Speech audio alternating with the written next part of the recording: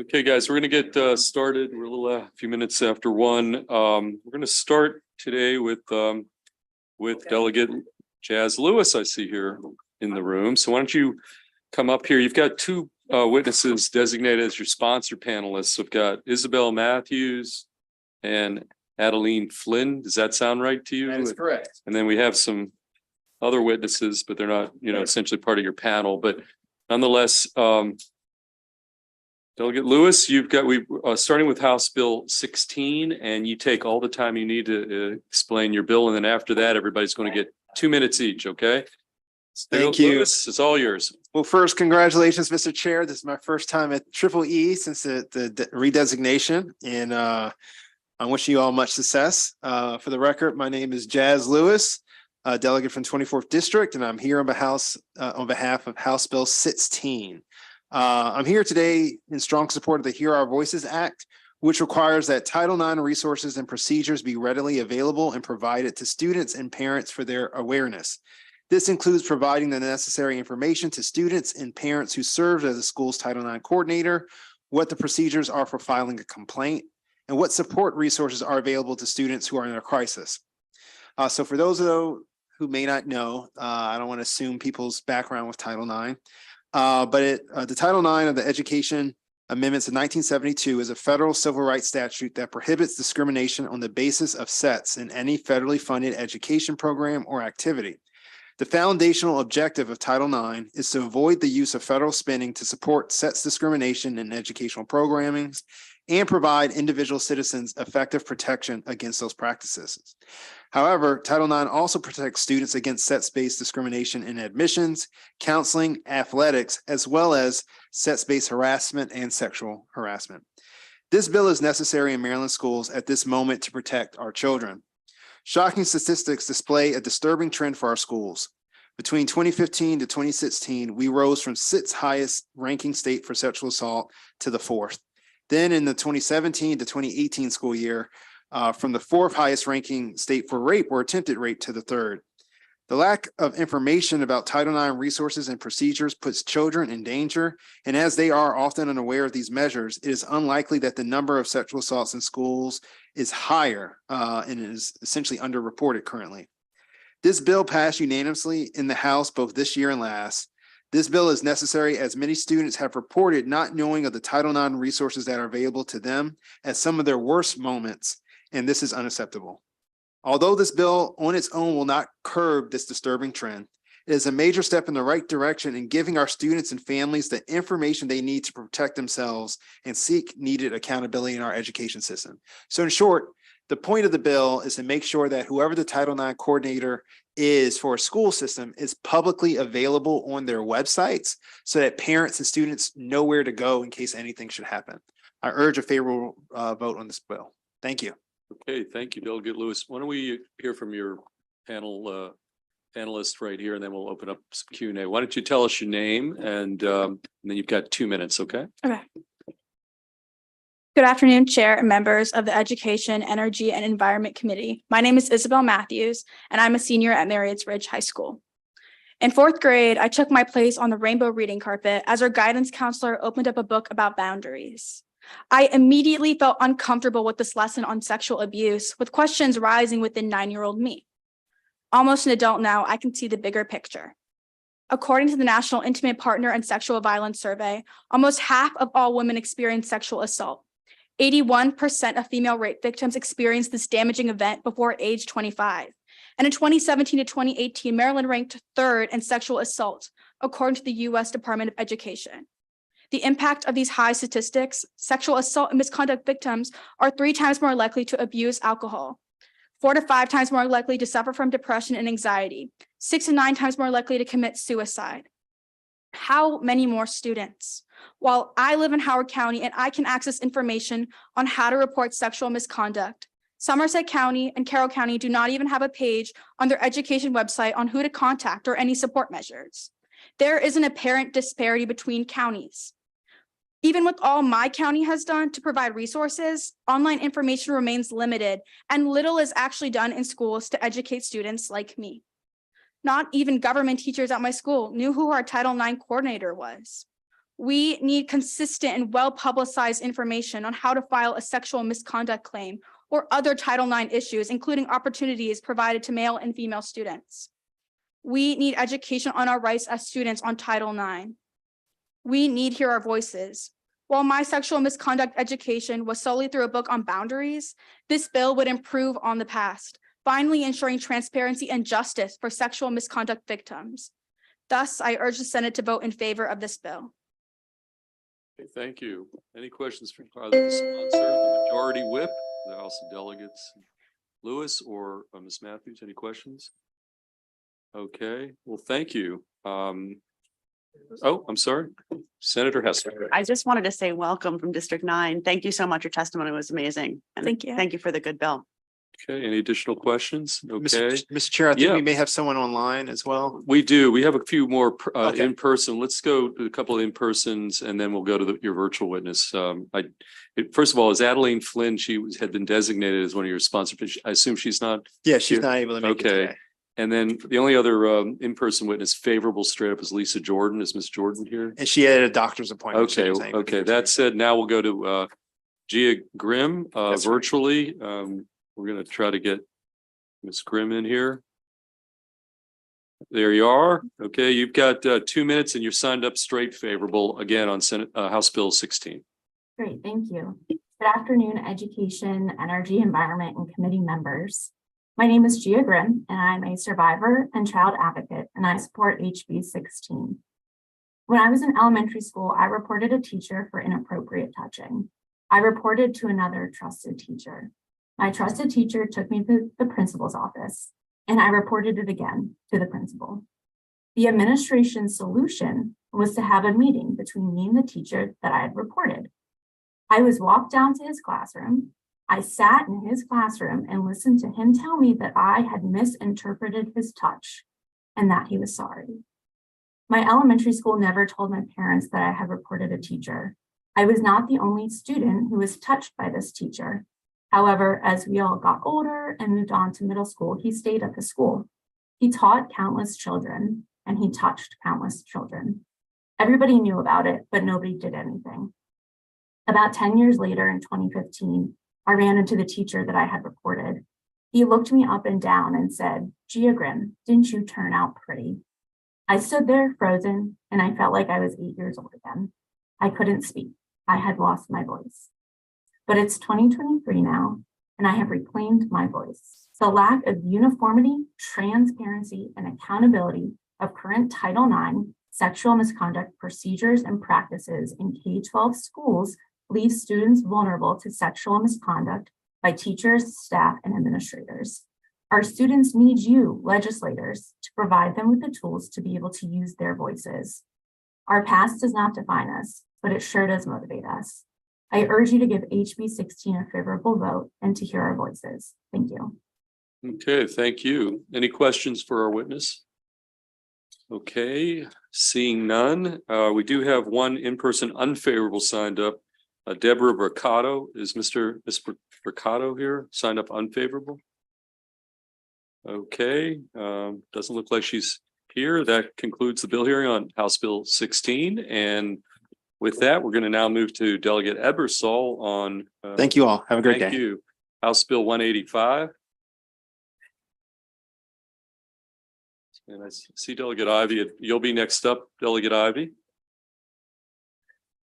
Delegate Ebersol, you've got all the time you need to present on this bill, and we have one. Is it Tara? Yes, Yes. same last name. Ebersol. Yes. Okay, I had to take We're the double take. betrothed. Okay, just so you know. Okay, well, we've got Delegate Ebersol and Tara Ebersol both. So Delegate Ebersol, again, we're on House Bill 185.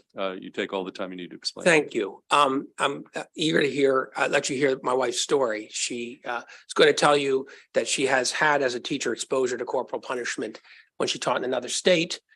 She's writing about it and she'll tell you some of that too. But in her writing, she wanted to do some research on corporal punishment and she discovered that here in the state of Maryland, we outlaw corporal punishment. By the way, we didn't do it till 1993, if you're wondering how long corporal punishment has been prevented in Maryland schools. But That was written into the education article that was dealing with public schools. And so the law is silent on corporal punishment in private school settings and childcare settings. And we have some anecdotal evidence that we can't really detail too much, but that there is some situations where students are taken out in the hallway and are physically disciplined. And so we feel like the research shows pretty clearly that corporal punishment is not only not effective, it can be very damaging. And so we want to be sure that it's not happening, or at least that people understand that it shouldn't be happening in any school setting. And so this law will address the private school settings and childcare and pre-K settings that are private ones right now. And we'll simply say that the Maryland State Department of Education cannot certify a school that doesn't have a specific policy that prohibits corporal punishment as a form of discipline in their schools. And so we just think it's time to catch up. And I'm going to let, I hope that the real kind of initiator of this bill will give you some better perspective on it. But I encourage a favorable response. It's time for Maryland to come into the 21st century. Thank you. Okay, we'll go to the other Eversol for supportive testimony. Thank you all for having me, and thank you to my delegate. I have just completed writing a novel based loosely on my first year of teaching and spent some time doing research to support my work. I began teaching in 1980 in a school in East Tennessee, and I was shocked to find that corporal punishment was still legal then. I was even more surprised to learn that Maryland did not officially prohibit corporal punishment in public schools until 1993, although many jurisdictions had already done away with the practice. Maryland did not and has not yet banned the practice in private schools, and I have confidential anecdotal information that it is still happening in our state and causing the same level of emotional trauma. I found it traumatic for me as a teacher to administer it, as it was for the students receiving corporal punishment. I was able to create classroom policies and procedures that kept student behavior in check. However, there were school rules where it was required of me. For example, if a student came to class late, I was expected to take a 2-foot-long wooden paddle, have the students stand in the hallway facing the lockers with their hands on the lockers while I gave them one lick, as it was called, with the paddle on their buttocks. It was a board. If a board of this size were used to strike someone in any other situation, it would constitute assault. While there are some states that have removed the practice from all of their educational institutions, such as Iowa and New Mexico, Maryland is not one of them.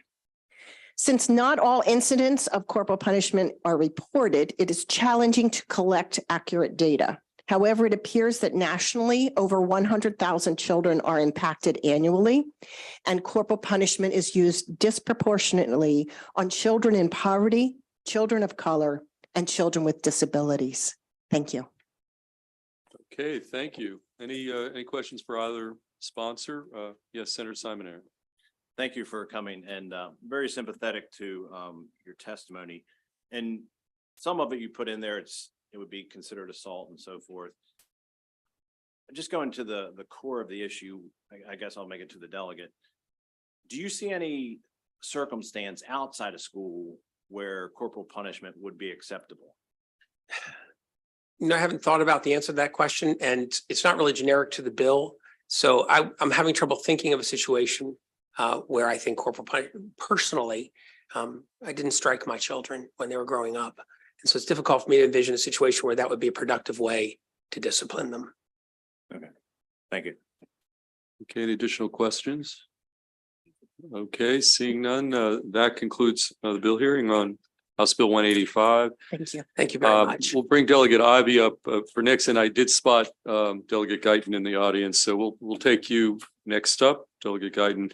Delegate Ivy, we're on House Bill 206, and you are the lone witness. So Yes. it's all yours. Thank you, Mr. Chairman. And I think it's wonderful to see the two Eversols working together. I think it's beautiful. There we are.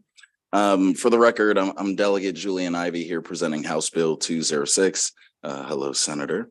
It's a simple bill which will make it possible for Montessori programs to take part of the mixed delivery use system embedded in the pre-kindergarten expansion grant program.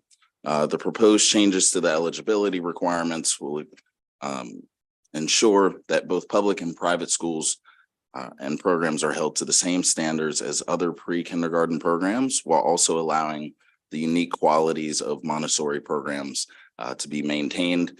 Allowing Montessori programs to be a part of the mixed delivery system will give more families access to this high quality education and evidence and educational approach, but it'll also help meet the mandated percentage of private providers participating.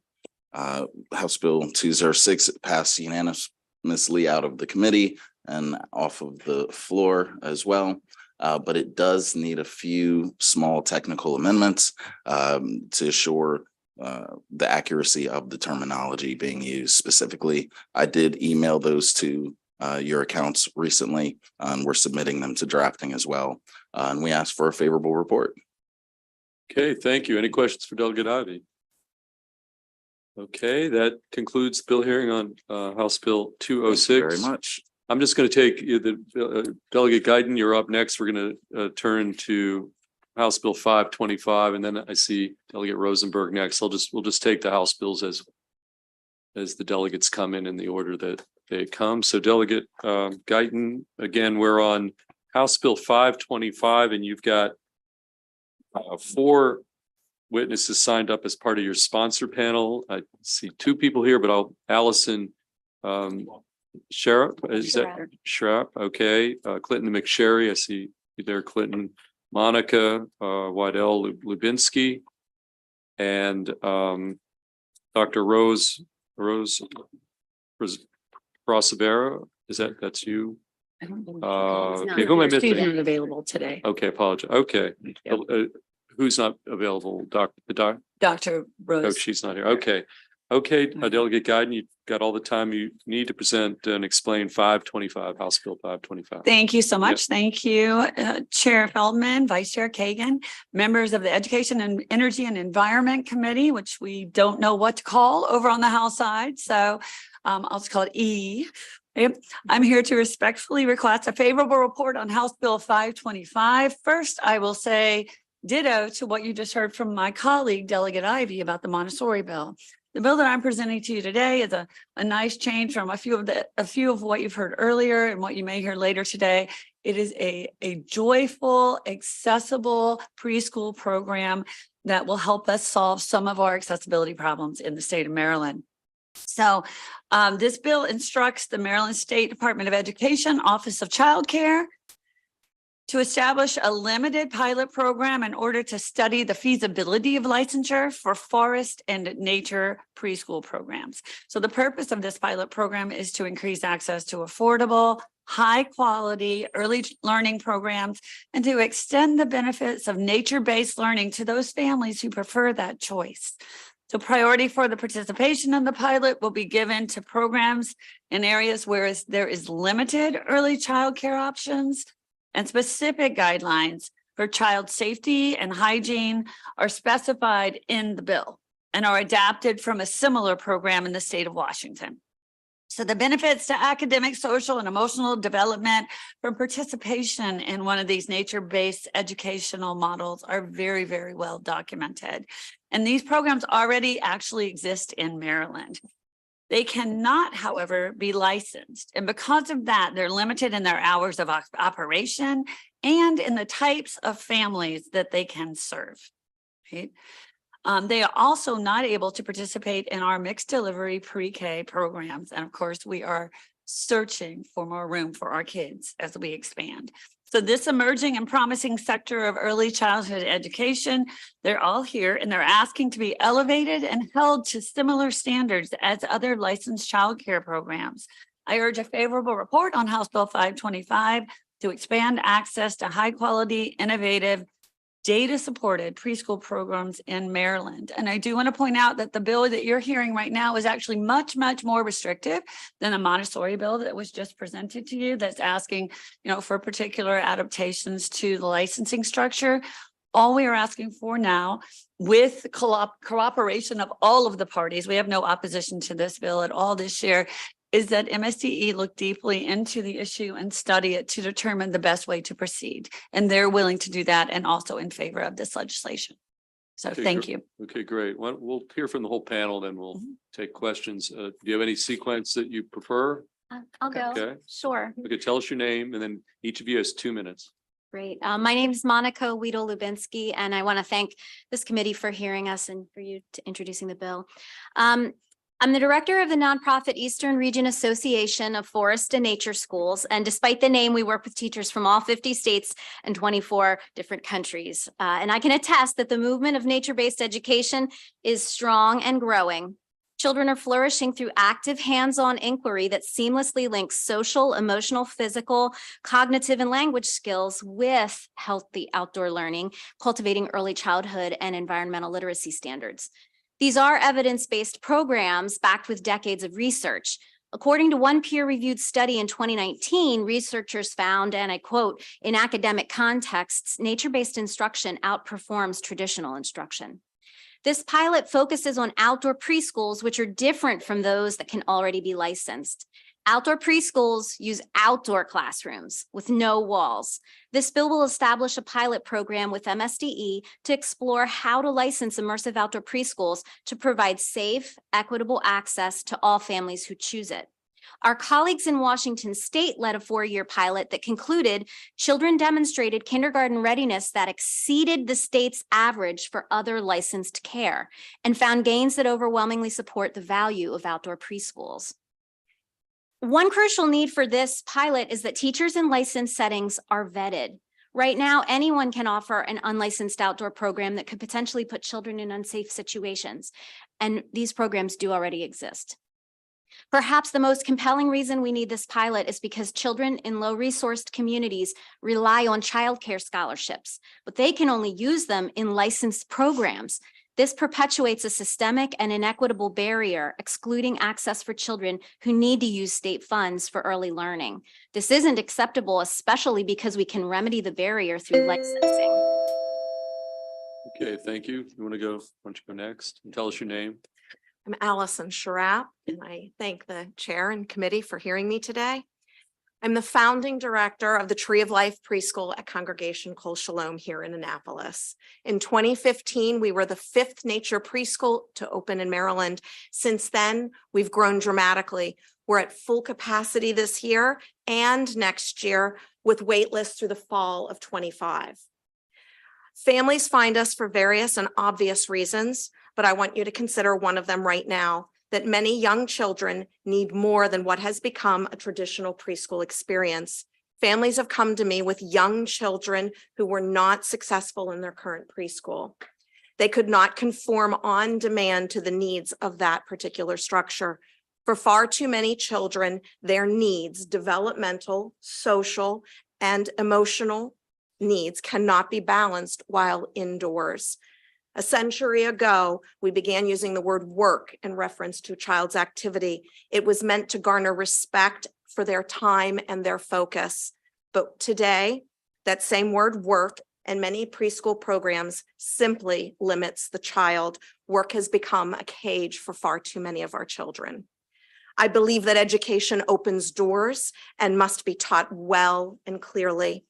I believe that children should be mightily challenged, not pushed, but learning is not confined by walls.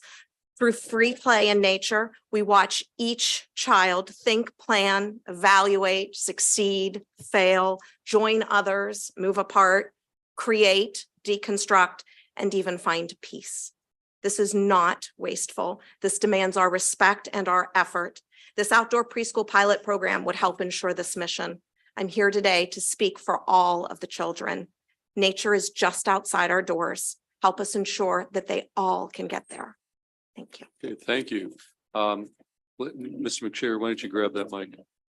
First, tell us your name and then you have your two minutes. Mr. Chairman, honorable members, good afternoon. My name is Clinton McSherry, and I'm the Director of Public Policy at Maryland Family Network. We're a statewide early childhood advocacy organization. Thanks for this opportunity to testify in favor of House Bill 525. You have my written testimony, so I'll be very brief. The descriptions of forested nature preschools sound like an awful lot of fun. It's almost enough to make me want to go back to pre-K. I want to commend the sponsor and the proponents for doing and sharing their homework with those of us who had a lot of questions about this last year and over the interim.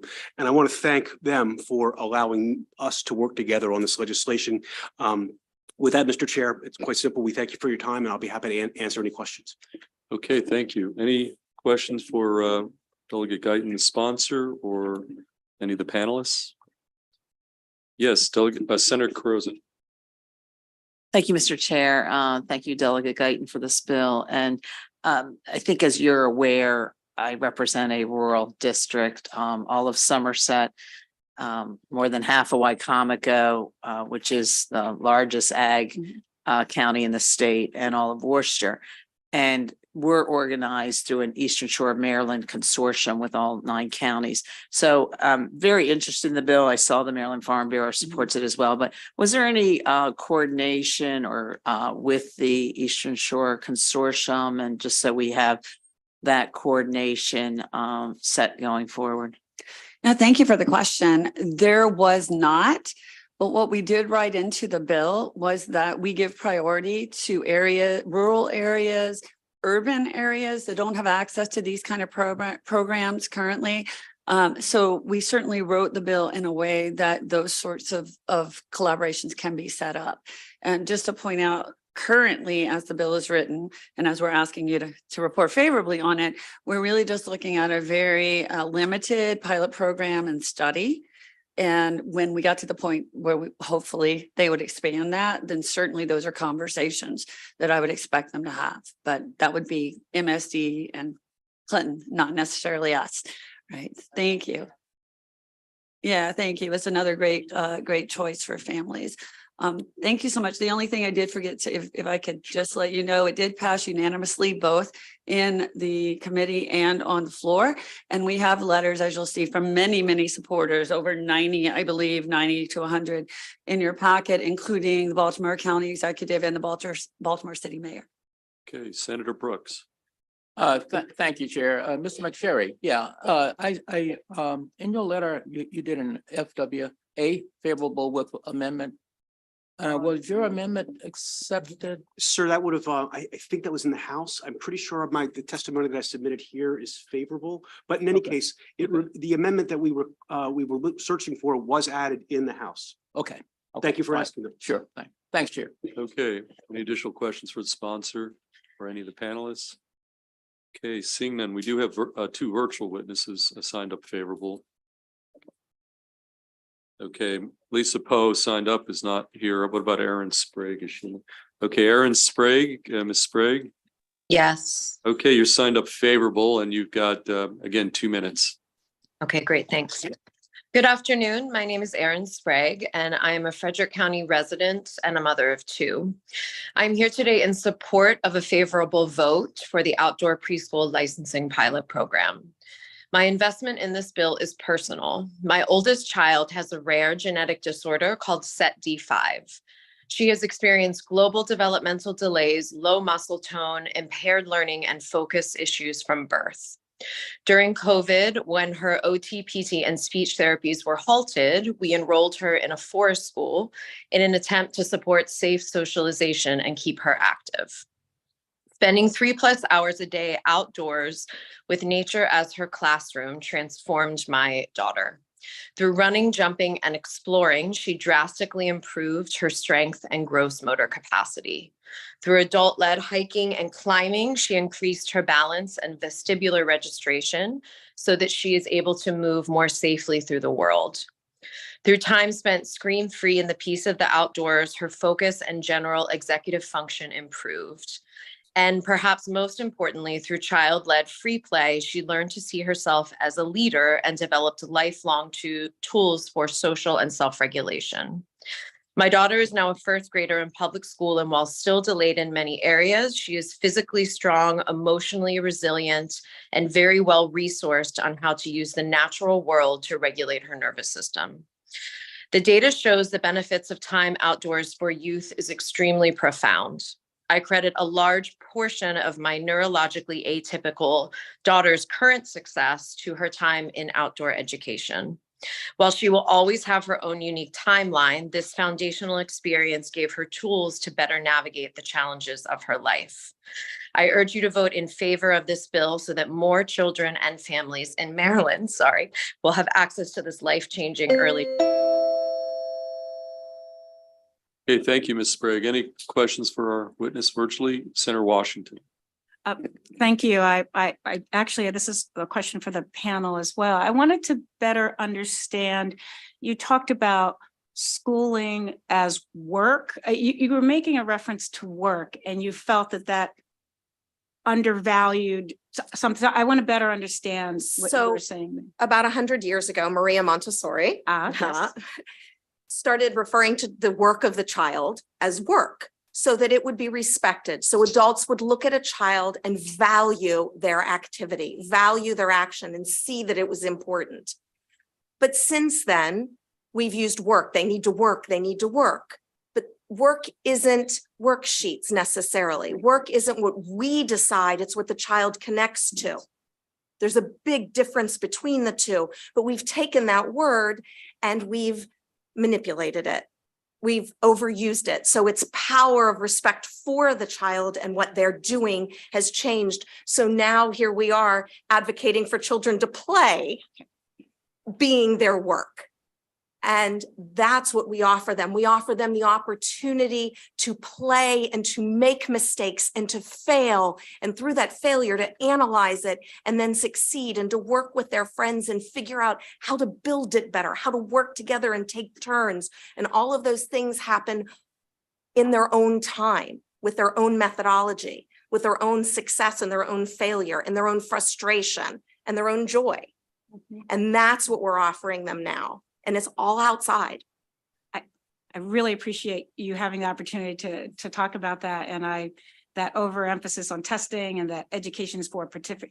It's like we want to both prepare people for jobs, et cetera, but there are other intrinsic aspects of the education process. And that's what you're saying, that these types of early learning experiences can bring that to. And if I might, I also think that it really goes to the heart of this being a nature-based pedagogy is its own philosophy. So just as, a Montessori or Waldorf program has a core philosophy about what they believe is best in terms of education for young children, that's very much what we're saying is one of the reasons why this is such a beneficial and needed form of learning. Good. And then I just have a question for the delegate. Now, for us balancing with this, the sort of increase in, I guess, expectations or qualifications for early learning, right? To elevate early learning as education, right? And adopting regulations and rules with that regard. Are any of these amendments, or was that raised about making sure that these schools are somehow not less than or are considered on par in the regulatory scheme underneath the blueprint? Thank you so much for that question. I think that's something that a lot of people would ask. And thanks to Clinton McSherry and that was a concern he brought to us early on. I'll be honest. And yes, it's a concern of mine as well, because, and sort of relevant, but not really. My other job, I'm a developmental psychologist, research-based. So if I did not truly believe in the importance of this sort of educational program, I wouldn't be here before you trying to expand it for other Maryland children. I think one of the things is that we do need to hold on to the high quality piece. That is childcare and pre-K without high quality and expectations and measurement, and whether it's play or whether it's evaluation for kindergarten readiness, really doesn't get us anywhere. So yes, this is a group of people that we don't see this happen very often, where a profession comes to us and says, regulate us, elevate us. They put rules on our work so that we can be held to the same standards, because they also believe in what they're doing that much. Thank you. Okay, thank you. Any more questions for sponsor, the panel, or our virtual witness, Ms. Sprague?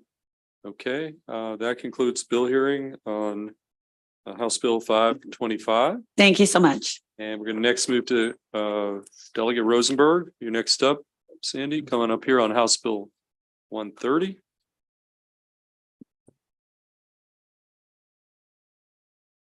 And Chairman and members of the committee. I think you're the lone witness. Yes. Okay, we're good. Thank you. But this is a bill you've heard before. You've heard it both in previous sessions, and most importantly, you've heard it this session. as the vice chair, Senator Kagan has introduced Senate Bill 864, which includes the provisions of this bill.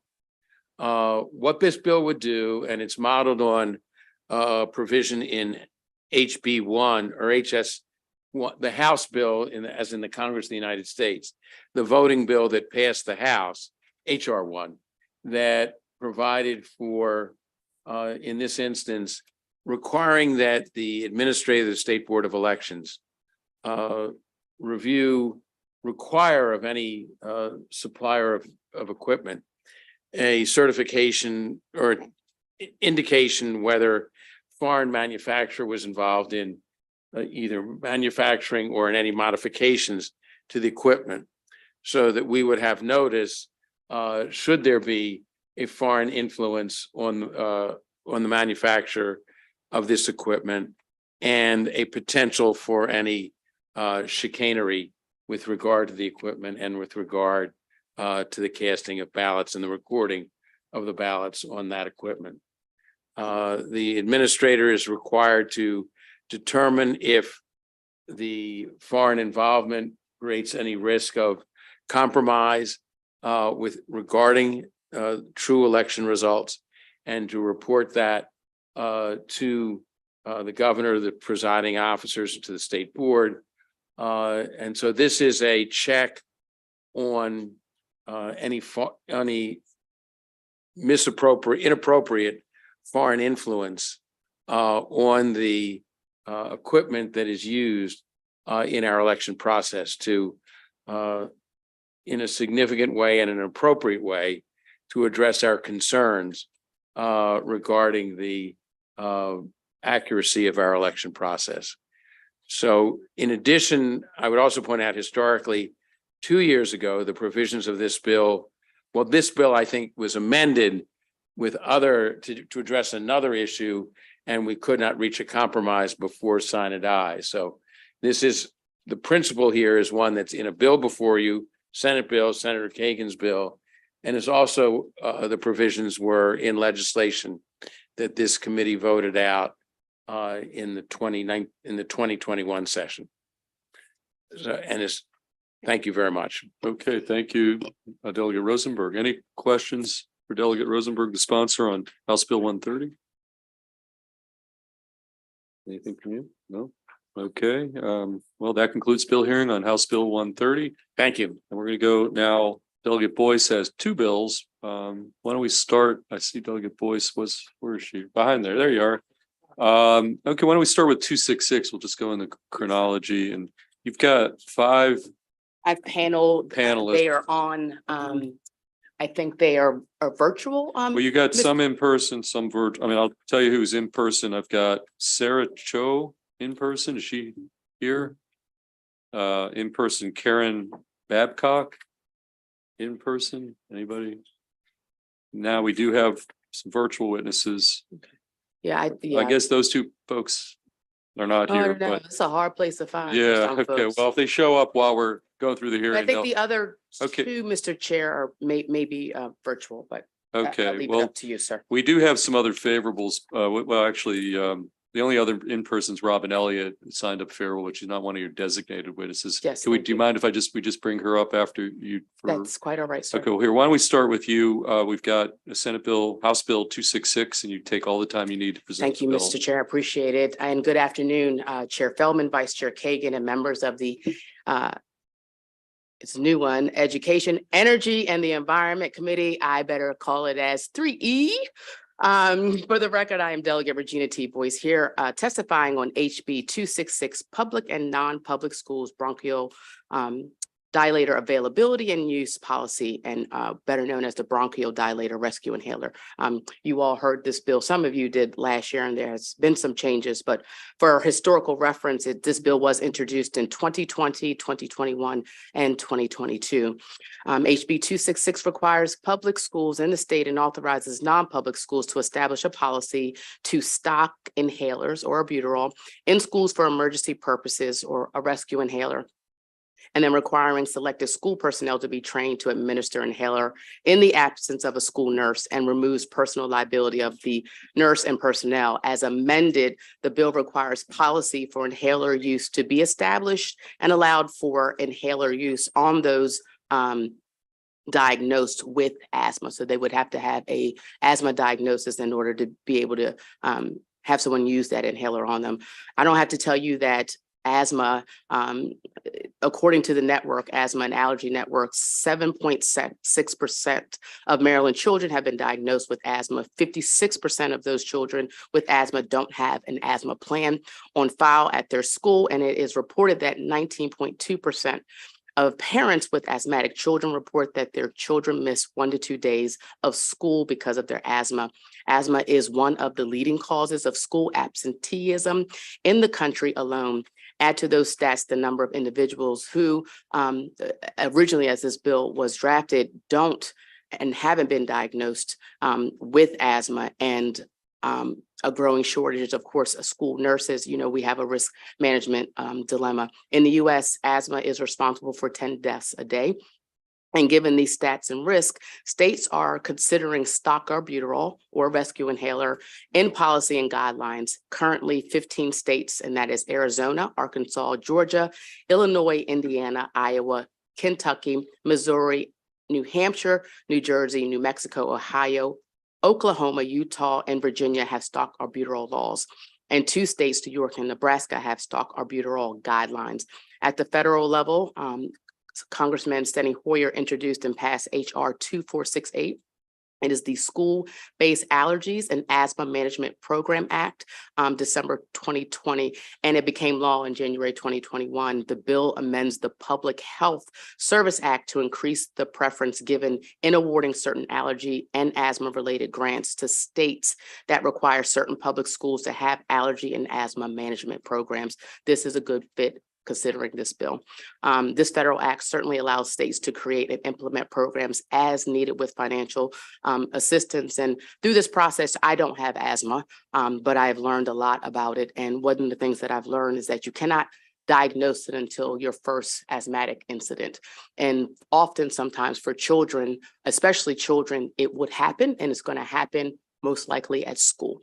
And it's because of that, unfortunately, for some, an initial asthma attack can lead to sudden death.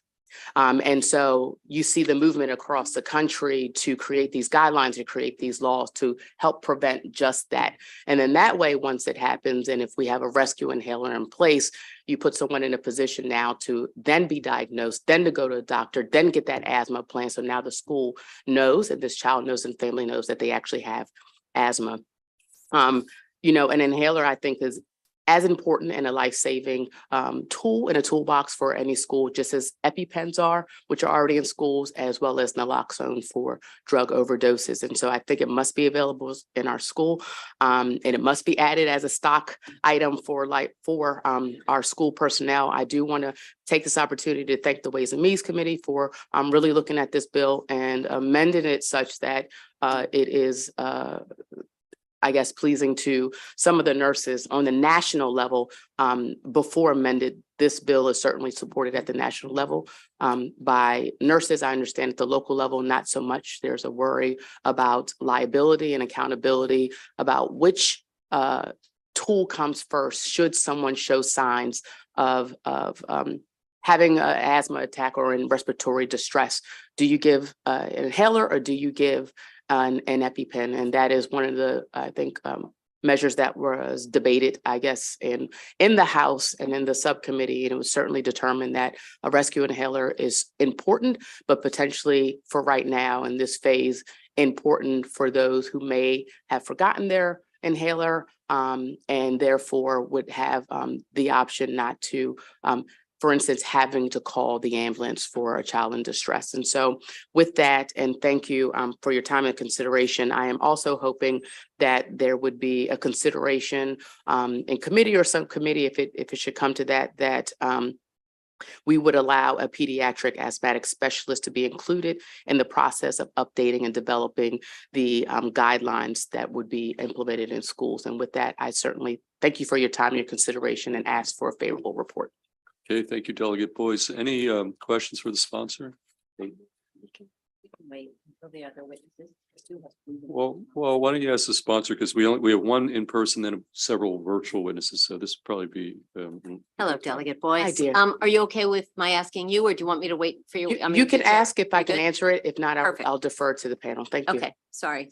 Thank you, Mr. Chair. I have not had time to read all of the testimony here, but I have read the bill. And so first off, it is certainly well intended, and I get that asthma is a problem Sure. and that this concept is a good one. I have several questions. First off, and I have to scroll back to where I was. So first off, it's the school nurse or basically their designee. Mhm. Is it true that every single school at elementary, middle school and high school level all have nurses? No, that's not true. Not every school has a school nurse, or if they do, it is full-time nurses on part-time basis, and that they're not there 5 days a week. So that was one of my worries. School nurse or other personnel designated by the school nurse. So if there is no school nurse, then there's no one who could be designated. So that And might that would a be respectfully, Madam Vice Chair, that would be for any case. And so we're not even talking about an inhaler. You're talking about the EpiPen as well. Yes. You're talking about the administering of medicines, Okay, unless that person has a care person with them to be able to administer medicines. okay. Next question, the administration of a bronchodilator. That sounds like the staffer is actually doing it. I mean, isn't the I'm sorry, bronchodilator? can you tell me what page in the bill that you're Yes. on? So I am right now on page 8. So line 7 through 12, school nurse or other personnel designated by the school nurse to So administer. it looks like you don't have the, Bless you. it looks like you may not have the reprint. And so under the reprint, I am in third reader version. That you should said be page 8, line the 7. same. Okay, so the page number might be different. Uh-oh. Sorry, I was in the third reader version. I Let me- have that one as well. Yep, hold on 2 seconds. I can come back to it. Administer. So I Okay, believe so that it's on that was page- taken out because they're going to create the Page 7, 7. under line 27B1. To administer a bronchodilator to a student who is experiencing asthma. Yeah, I don't thank think you. we're on the I'm same in it page. now. I don't have, Page 7 is strong. I am on page 7 of 10. page 7. Okay, so 'Cause let's on go. my sheet, the entire Okay. page 7 is struck. Our wonderful legal counsel has given me a paper version because I am in the reprint and it does seem to be different. So page 8, lines 7 through Page 12. 8, line 7. Mhm. Sorry for the jumping around problem.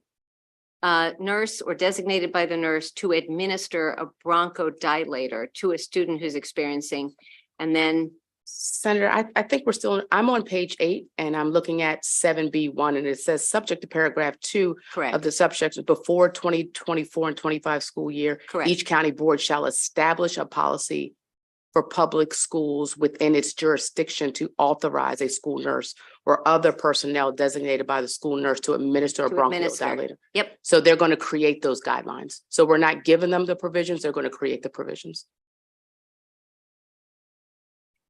okay, and lines 13 through 17, you said Mhm. these are only for folks who already have That's the. correct, ma'am. Okay, and so if it's a student's first time, and So, you said that they're diagnosed after. so they a would first create asthma attack. policy on how to address that. And that has been I guess, the medical and policy debate among the nurses about what comes first. According to their guidelines, one would use an EpiPen regardless. According to pediatric doctors, you can determine, or a nurse can determine on their own, the difference between whether or not someone is having an asthma attack and whether or not someone is having an allergic reaction to something else. So Yeah. those provisions were struck for that reason. And through, I believe, in setting the guidelines, they will set those parameters about what happens. Okay. Delegate Boyce, thank you. I'm gonna figure out which version. I'm read this sorry more that you carefully. don't have the. No, you're good. You're good. Thank you Okay. very much for your You're quite testimony. welcome. Any additional questions for Delegate Boyce, the sponsor? Okay, seeing none. We have Robin Elliott. I think I saw Miss Elliott one in person, then we have several virtual witnesses, but if we could, is Miss Elliott in the house, oh, there you are. Robin, why don't you come up, and then after that, we'll go to several of the virtual witnesses who've signed up. So you've got tell us your name, and then you've got 2 minutes, okay? Great. Robin Elliott, thank you for the opportunity to testify. I'm here today on behalf of the Maryland Nurses Association in support of the bill. Very briefly, what the bill does is it creates a stock bronchodilator program. The nurses think this is very useful. It's not uncommon, as you can imagine, for a child to leave their bronchodilator at home or in some other part in their locker. And so having stock bronchodilators on hand is very helpful. I'm happy to answer questions about school nurses and administration of medication. In essence, the way our law is set up, a school nurse may delegate the administration of any medication to other school personnel if the school nurse thinks that that person is competent and has done some training. And the reason the law is set up that way specifically for schools is to ensure, as you all have said and Delegate Boyce said, there isn't always a nurse on site. It's also to ensure that children can go on field trips or after school activities. And so you really need a teacher or a coach there to be able to administer whether it is a bronchodilator or some other type of medication. And with that, I'm happy to answer any questions. Okay, Vice Chair Kagan, Sorry. Nope, I'm good. Thank you. any questions for Miss Elliott? Senator Watson. Thank you for this. Just one question. The personnel records of the student, right? So I consider this kind of sensitive information. I thought I heard you mention that this information could be given to other schools or what have you. Can you just explain that and give me assurance that, you know, if a student's personal information related to treatments and these types of things are transferred, there's some type of parental involvement?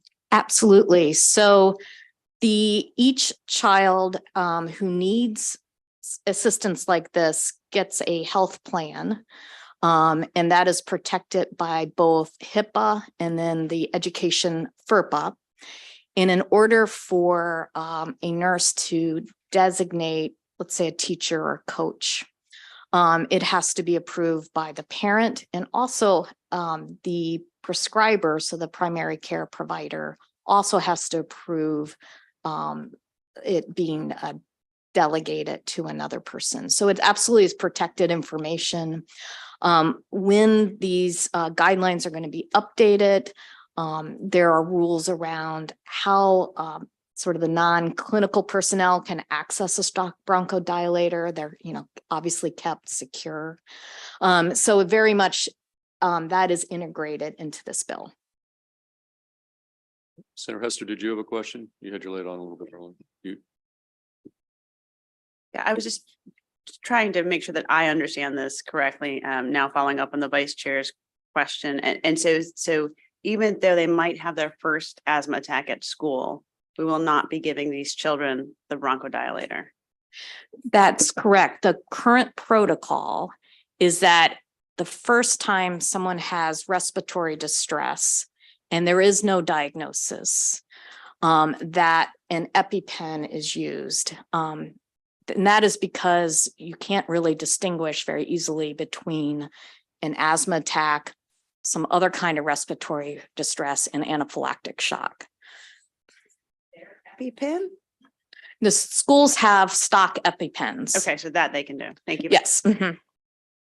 Okay, any additional questions for our witness, Ms. Elliott?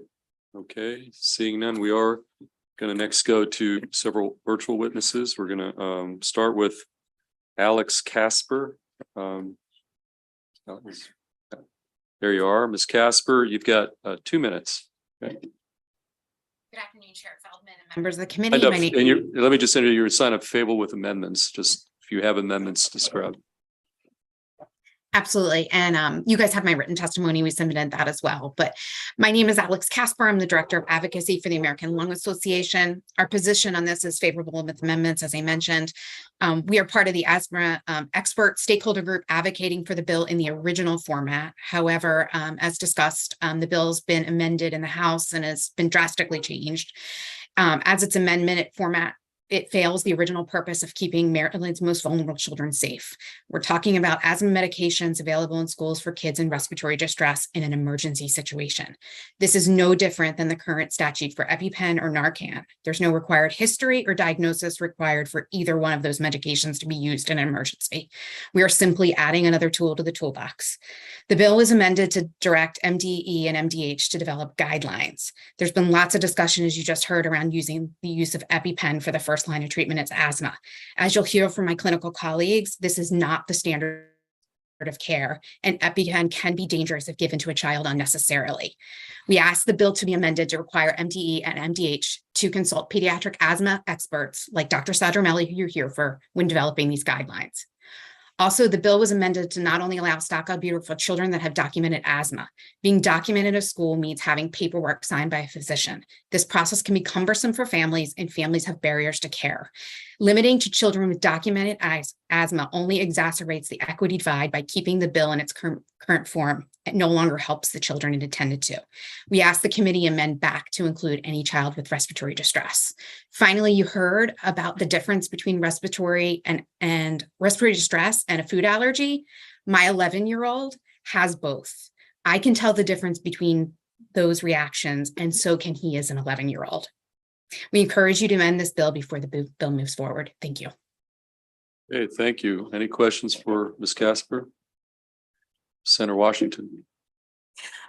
Thank you very much. And thank you for your willingness to help us amend a bill or create the opportunity to not lose more children in school. And so we have your recommended amendments. You've given those to the committee. The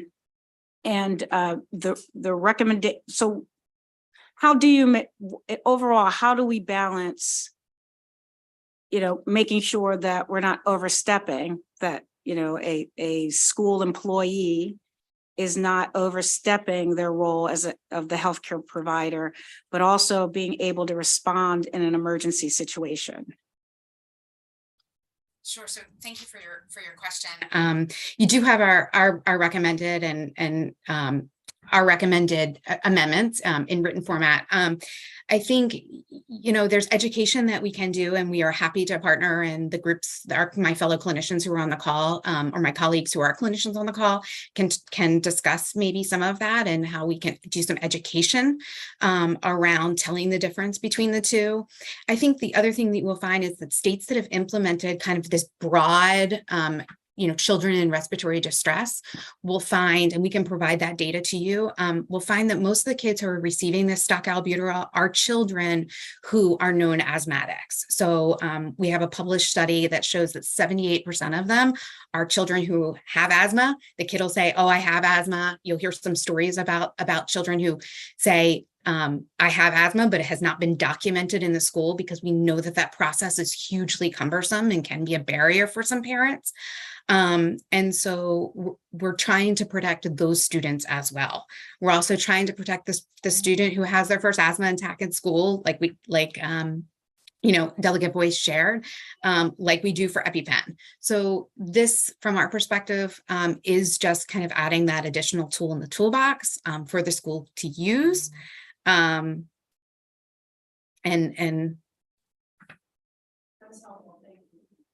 any additional questions for the witness?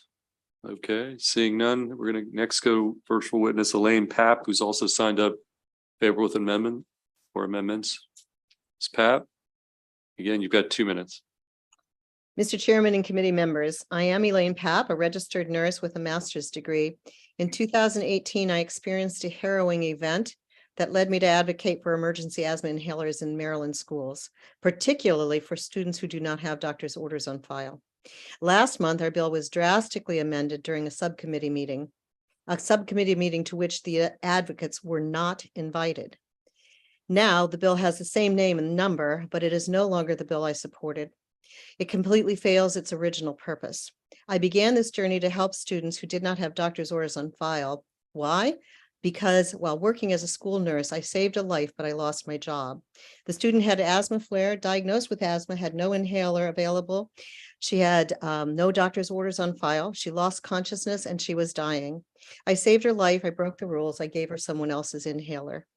The student whose inhaler I used didn't have doctor's orders on file either. 20% of the children in Baltimore have asthma, yet I had zero doctor's orders on file, but I saw students carrying inhalers. I had access to the Maryland asthma guidelines. I had EpiPen, but it is not FDA approved for use in asthma. I did not have emergency medication for the most common life-threatening illness among Maryland children. As amended, bill requires that only children with doctor's orders on file be given an emergency inhaler. I offer 2 amendments. Those who have respiratory distress but do not have a doctor's orders on file should be considered to give asthma inhalers. Then the team writing the asthma guidelines should include a pediatric pulmonologist. I have the article, you have the article, Ensuring Access to Albuterol in Schools from Policy to Implementation. It was written by the National Association of School Health Nurses, the American Lung Association, the Asthma Allergy Network, and the American Thoracic Society. Published in 2021, the policy recommends enacting legislation with our bill's original provisions. A doctor's order is not required to give EpiPen to a student in anaphylaxis. Why should a doctor's order be given for asthma inhalers? Thank you very much. Okay, thank you. Any questions for our witness, Ms. Pat? Okay, seeing none. We're going to go to Michaela Fritz, virtual, favorable with amendments. Ms. Fritz, got 2 minutes. Thank you for the opportunity to provide testimony today. My name is Michaela Fritz. I'm a pediatric nurse practitioner at Johns Hopkins Hospital. I would like to note that the views expressed here are my own and do not necessarily reflect the policies or positions of my employer, Johns Hopkins Hospital. Prior to my role as a nurse practitioner, I was a school nurse for Howard County Public Schools through December 2021. I am testifying today in support of this bill with amendments that would provide emergency albuterol in schools to all children. In my previous experience as a school nurse, I was responsible for the medical care of 800 middle school students. Many of the students I cared for had chronic medical conditions such as asthma. I had an incident in fall of 2021 where a student who was a known asthmatic needed albuterol and his pump stopped working. The student used an extra albuterol inhaler he had in his pocket that his mom had given him that morning. The student was coughing so hard, it caused him to vomit. Luckily, that inhaler saved him. This experience had a profound impact on me professionally and personally. The implications for what could have happened to the student are vast. What would have helped me in this case would be a law like House Bill 266 in its original format. Unfortunately, the bill has been amended in a way that changes the original intent. I am asking the committee to consider further amending the bill to ensure pediatric asthma specialists are required to be involved in the drafting of guidelines by Maryland Department of Health and Maryland Department of Education. As a former school nurse and as a pediatric nurse practitioner, I would also encourage the committee to amend the bill back to the original draft, which would allow for stock albuterol to be used for all children in respiratory distress and not restricting it to those who have diagnosed documented asthma. By broadening the law, it will allow much greater access to this life-saving tool, albuterol, which is the standard of care for respiratory distress, not epinephrine. I strongly urge you to amend this bill, which will help to ensure that all children with asthma in Maryland have access to life-saving medication at school in an emergency. Thank you. Okay, thank you. Any questions for our witness, Senator Brooks? Thanks, Chair. Yes, Ms. Fritz, you said you were with Howard County School, and I'm looking at a letter from Howard County, and it says unfavorable. They're at odds. They're saying that the most concerning provision is for the health and safety of the kids, that this drug has steroids in it, and then without a prescription, they feel as though there's some major legal challenges that they might have to face. How do you address that, or square with that? How do I address that? Well, it would be the same with Narcan and epinephrine. So epi actually is way more dangerous. As a medical professional, we give epi during cardiac arrest. And yet we have it in schools to address food allergies and anaphylaxis. So the way that I would address that is, yes, it has steroids, but the risk of steroids is actually less than Narcan and epinephrine. Okay, so your position is still at odds with the administration. So how would? I would say that, yes, it is at odds with the administration as a medical professional who uses these medications on a daily basis. And being a nurse for the past 13 plus years, yes, I am at odds with the administration. Thank you. Thanks, Chair. Okay, any other questions for the witness? Okay, I think she may have lost. Okay, we're gonna next go to okay, you're back. Any questions for the witness, Ms. Fritz? Okay, seeing none, thank you. We're gonna next go to Sarah Christina. We've got two more virtual witnesses here. Sarah Christina Sandria Melli. I think your name came up earlier. You've got 2 minutes. Hi, I'm Dr. Christy Sadramelli. I'm a pediatric pulmonologist and one of the top asthma specialists in our state. I've practiced independently as a pediatric pulmonologist for the past 9 years at Johns Hopkins. My scope of practice includes inpatient and outpatient asthma through age 21, including the most severe cases. I'm a national expert in stock albuterol policy and helped write the national guidelines that were co-written by many organizations, including the National Association of School Nurses. I advise many other states as they work on this same issue and have helped Iowa, Texas, Montana, Hawaii, and Pennsylvania most recently. Those working in our state on the other side of the issue don't have the same training or expertise, and I don't think they understand the complexities of the situation. I support the bill with amendments. The purpose of the bill is to provide an emergency albuterol inhaler for kids who didn't turn in their forms and medication. The vast majority of these kids know they have asthma and they will tell you. And right now the schools are not allowed to do anything about that. If they're told that, they're not allowed to treat them. And it happens every day in our state. It's much more common in places like Baltimore City and rural areas in Prince George's County where there are minority children and people who face barriers to medical care. The idea that schools can't differentiate between the two diagnoses of asthma and food allergy is incorrect. And the training is actually simple first aid. All states with stock albuterol laws have EpiPen legislation for food allergy. And contrary to what Ms. Elliott said earlier, respectfully, this is actually not the current practice to give Epi for asthma in school, nor should it be, because Epi is not FDA approved for asthma and it's not in the asthma guidelines. It's much less effective than albuterol and has more dangerous side effects. Schools should never be giving Epi for asthma, and we wouldn't ask parents to do that either. Please amend the bill to require a board-certified pediatric asthma specialist in the guidelines and don't restrict to the diagnosis. I would love to answer any questions that you guys have. Okay, thank you. Any questions for the doctor? Okay, seeing none, thank you. We're going to next go to our final witness on this bill, Ann Goldsboro. Ms. Goldsboro, okay, there you are. You've got 2 minutes.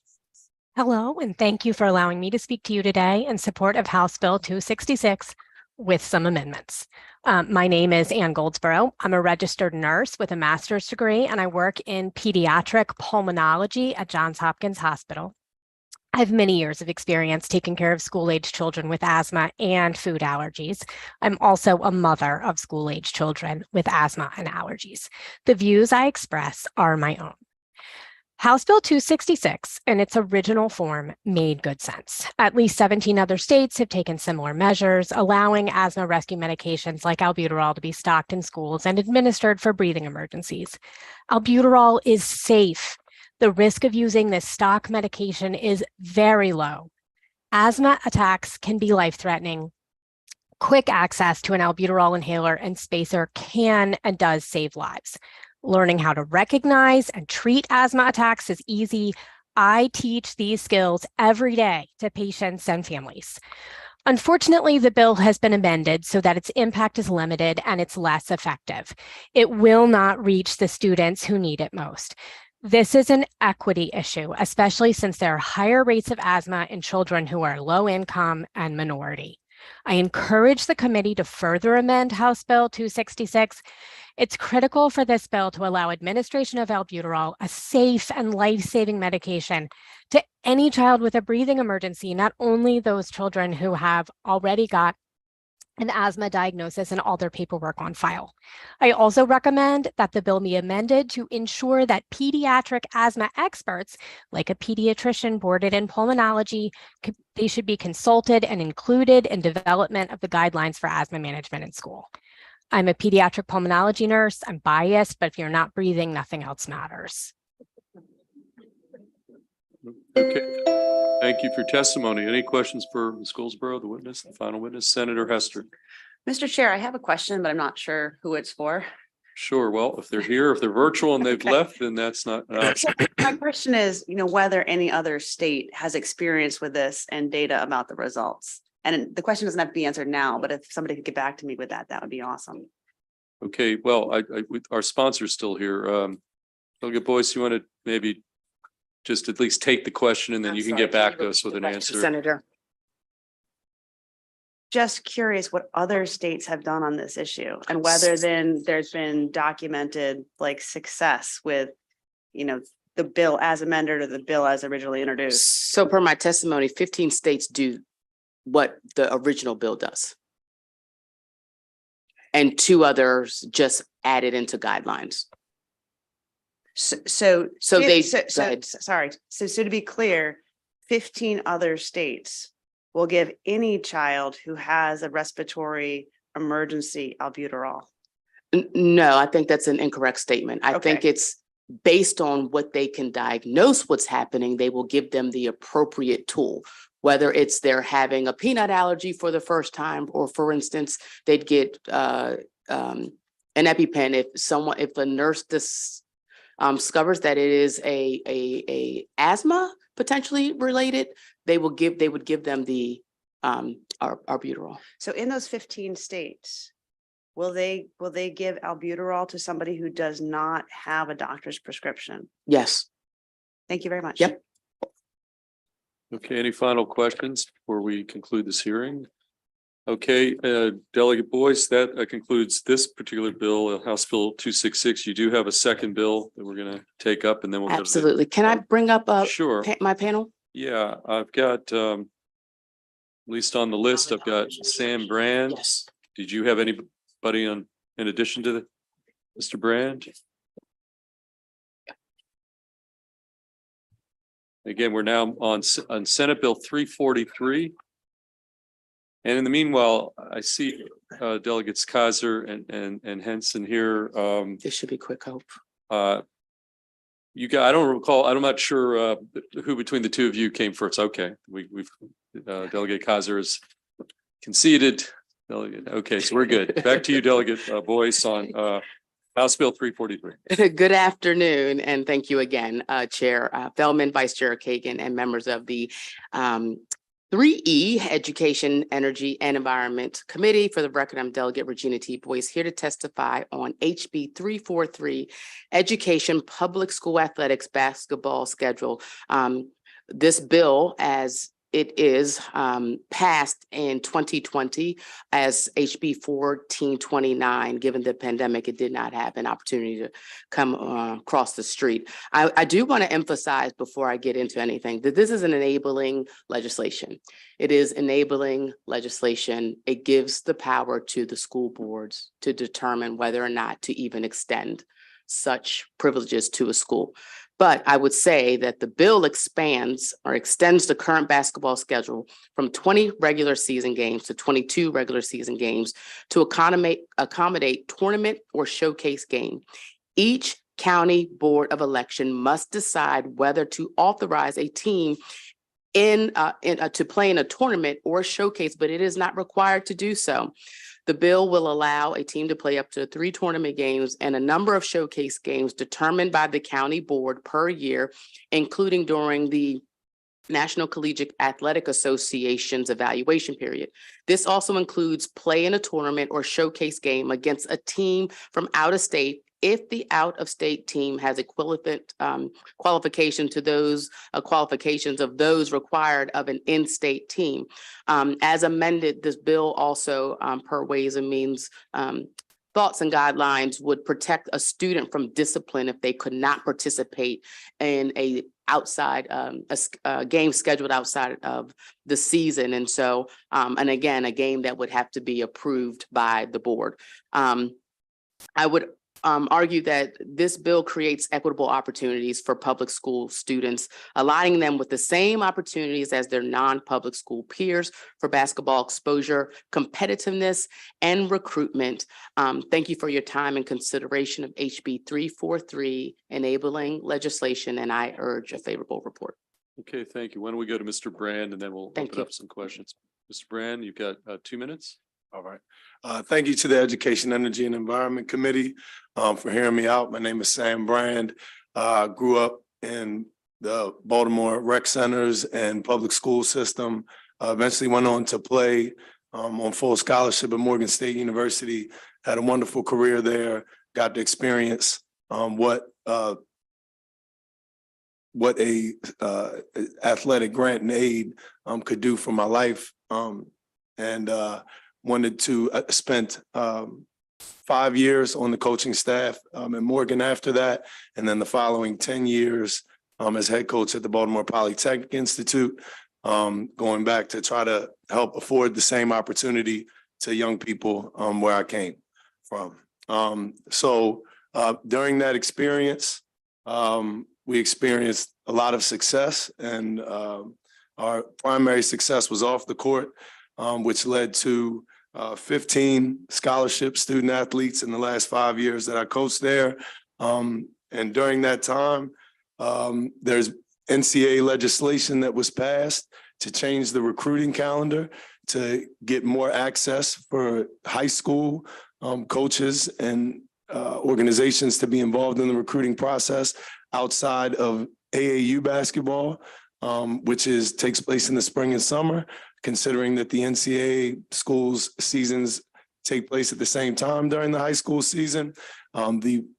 There's many rules that were in place that gave our public school student athletes less of a chance to be recruited by the NCAA other than their private school counterparts. But the one that specifically was given to us by the NCAA was the creation of the Scholastic Live period. And when in 2019, when it was presented, Finish up. we were denied the opportunity to participate in the Scholastic Live period. So the period was created by the NCAA to give student athletes a chance to participate with their high school teams in front of college coaches. And because of some rules by the MPSSA of us not being allowed to represent ourselves as our public school in the off season, we were unable to participate. And the first time that this happened was in 2019 at DeMatha. Over 350 scholarships were given out new that weekend to young people for playing for their high school. Unfortunately, they were all members of private school institutions, and public schools were excluded from the event. And so I'm here just to make sure that as I said, there are many ways in a narrative that's created for a family to feel that if their child is a recruitable student athlete, that they have to put them in private education. I want to change that. Okay, thank you. So any questions for either sponsor or for Mr. Brand? We've got Senator Watson. Thank you very much. And thank you, Mr. Brand, because, as you know, there's a whole rack of unfavorables in here, but you said favorable. And so I did want to ask you, because I guess there's something let me take it back. The purpose of this bill is to ensure students who play basketball have as much access to scholarships as anyone else. And because when students are playing basketball, the NCAA coaches are actually too busy looking at their own team. And so we needed to adjust the schedule to give them time to look at our potential recruits. Is that a fair statement? That is correct. So that's what you mean by separate calendar for scholastic recruitment. Correct. And basketball is the only sport that this applies to. Is that a fair statement? That is correct. Okay. Thank you very much. I also want to add the girls' Scholastic Live period. This will be the first year that it is also for girls' high school basketball as Oh, well. One last question. So what I just said seems to make sense. Why is it that seems like every school board all across the state is opposed to this? Why is that? I don't believe that they've had the experience in trying to support young people through the attainment of a basketball scholarship. Okay, well, they're going to be up here in the next panel or two, so they'll probably speak. Thank you, Senator Watson. I think it's because there's also a misinterpretation of this bill that they must do this or must allow this when it is enabling and it allows them to make, or rather the school board to make the decision. If they decide not to, then it's the school board. But this is an opportunity, and especially I think to Mr. Brand's point, if you've got a school that has the ability and has the talent to be able to compete, why not allow them to compete? But I would argue again that this puts it in the hands of the school board to make the decision either way. And they could decide, even though we've expanded it, that their students won't be able to participate. So thank you. Okay, Senator Washington. Delegate Bill, thank you for this thoughtful bill.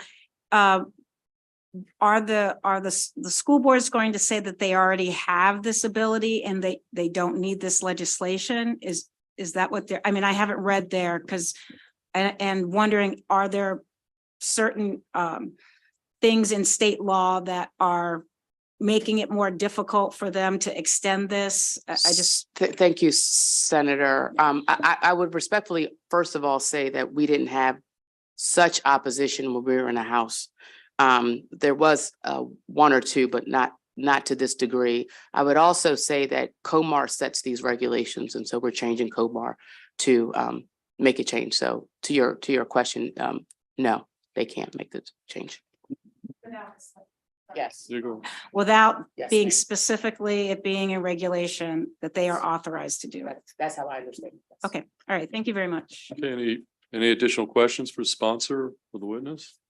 Okay, seeing none, I'm going to bring up a panel of unfavorables. Michael Duffy, and if you hear your name, just come on up. We'll just fill up the table. Vashon Gross, Lynette Mitzel, Tiffany Bird, and Michael Sy. Okay, there you go. And then we, after this, we do have a few other witnesses as well. So, sir, you're to the left. Why don't you lead off? Tell us who you are, and each of you has 2 minutes. Good afternoon, Chairman and Vice Chair, members of the, my name is Michael Duffy. I am the Supervisor of Athletics for Carroll County Public Schools, and I currently serve the Maryland Public Secondary Schools Athletic Association as its past president. I appreciate the opportunity to speak in opposition to House Bill 343. This bill would create a two-tiered system for public school athletics in the state of Maryland. It erases the COMAR provision for boys and girls basketball and creates a separate set of rules by which basketball and only basketball is governed. While basketball players will have opportunities to participate as members of their high school team throughout the year, other students will continue to participate based upon the seasonal limitations as defined by COMAR. Field hockey, lacrosse, soccer, football players, track and field athletes, for example, will be held to the rules established by the MPSSAA to foster athletics as an extension of the classroom. Basketball will have its own set of rules and no longer be governed by the body established in 1946 to ensure that interscholastic athletic programs contribute toward the educational program of the state of Maryland. As an athletic administrator, I find it difficult to defend this inequity to participants in the other 22 sports we offer in Carroll County Public Schools. We'd be telling these students their sports are governed by guidelines and regulations through COMAR and approved through the State Board of Education, but basketball plays by a different set of rules, no longer under the authority of the MPSSAA. One of the stated benefits of this bill is that it permits public high school basketball teams to participate in June scholastic events to assist with college recruitment they would not be able to access without its passage. That is simply inaccurate. As of last year, COMAR was changed to permit our public high school basketball teams to participate in these events. It is attempting to solve a problem through legislation that was already addressed and remedied through the MPSSAA and COMAR amendment process. I respectfully request you give an unfavorable report on this bill. I understand the desire to help highlight our students who play basketball, but doing so in contradiction to the rules and regulations by which we hold all other sports creates an inherent imbalance which will negatively impact public high school athletics across the state. In fact, I worry it will do irreparable harm to education-based athletics and move our programs toward club-based, win-at-all-cost activities. In the long term, that cannot be good for our students' mental and emotional growth. Okay, thank you. Why don't you pass that on? We'll just go down the road here. Good afternoon, Mr. Chairman, Madam Vice Chair, and members of the committee. My name is Lynette Mitzel. I am the Supervisor of Athletics for Baltimore County Public Schools and also serve as the Maryland Public Secondary Schools Athletic Association Girls State Basketball Director. I am here to testify today in opposition of House Bill 343. Nationally, we've talked a little bit about the showcases, and nationally, most showcases offered by promoters are for boys basketball, which is a distinct inequity for females. Typically, these promoters do not value the education-based athletic model promoted by the National Federation of High Schools, which oversees high school athletics in the country. Without the oversight and protections of the MPSSAA, these entities have the opportunity to exploit athletes, which is the opposite of what high school athletics values. COMAR was changed almost a year ago to allow high school basketball teams to participate in June scholastic events. This House bill addressed the issue House Bill 343 addresses has already been solved through the COMAR amendment process. In addition, this bill would reduce the maximum number of possible games a team could play from 29 to 24. It also states all public school basketball systems must comply with this section and does not authorize the 6-game state tournament series structure provided by the MPSSAA. House Bill 343 prioritizes basketball over all other sports and sets a different standard for the regulation of basketball, which is also inequitable. I respectfully request you give an unfavorable report of this bill to help maintain equity and integrity in our high school athletic association.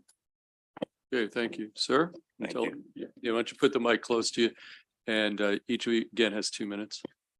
Good afternoon, committee and chair. My name is Bashan Gross. I am a member of the MPSSAA. I'm also an athletic director at Huntington High School. Like Mr. Brand said, I have also been through and had a privilege of getting a full scholarship through basketball. And some things that I have issues with looking at this bill, House Bill. One is, it was mentioned early on that 5 or 6 schools will benefit from this House Bill when we're looking at these national programs. So we have 190 some high schools that wouldn't benefit from a bill. And when we put a bill on this table that only benefits 5 or 6, what about the rest of the schools? I have to look at my teams at Huntington High School and had a meeting and said, hey, at my meeting, we talk about how everything is fair across the board. But then I'm looking at them and saying, my teams are excellent in soccer, lacrosse, baseball, and they don't have the same things that we're giving this basketball bill. One thing I would like for you to think about is we are fighting against private schools right now. We are. But if we put this bill in place and we have 5 schools that are allowed to go through and use this bill, now we're fighting with local counties. Now these kids are crossing the county borderlines to trying to get to these 5 schools that can benefit from going to these showcases. So I would like for this body to think and look at this bill again, because this is not being equitable across all boards. I mean, I am, like I said, ahead of the boys basketball program, but I do play another role as an athletic director. And I'm looking at my school as a general, that these showcases can benefit all of my programs that we have right now. Thank you. Okay, thank you, sir. Okay. Good afternoon, Mr. Chairman, Madam Vice Chair, members of the committee. My name is Tiffany Bird. I serve as the Director of Athletics for Baltimore City Public Schools.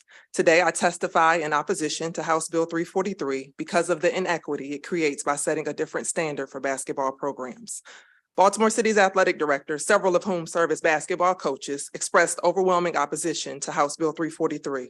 The primary concern is the unlevel playing field it provides for the other student athletes they serve. The consensus is the lack of programmatic oversight for one sport and loosening of restrictions challenges the integrity and equity of programming. Of the athletic directors mentioned, Ms. Dana Johnson, coached by legendary Breezy Bishop, and Pat Summit, shared, exposure is a universal concern. Every sport will seek to put forward language and regulations for their respective sport if this bill is successful. Advocates for each respective sport will work to obtain opportunities equal to or exceeding those outlined in this unprecedented bill.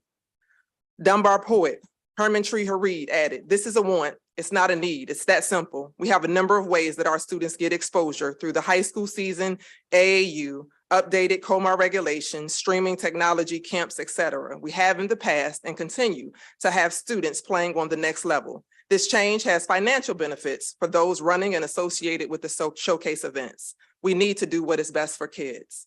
My predecessor, Mr. Bob Wade, added, "Remember, the true reason Baltimore City departed the old MSA and joined the MPSSAA was the lack of gender equity for our girls' programs, not because of the boys. 343 seems to benefit the boys' programs and not the girls. As athletic administrators, providing equitable experiences is our duty. We owe this to the participating students of the state. During previous testimony, it was asked, what was Baltimore City's position on this bill? And the response was there was concern about inequity. Unequivocally, we are concerned about administrative, gender, sport, and county board equity.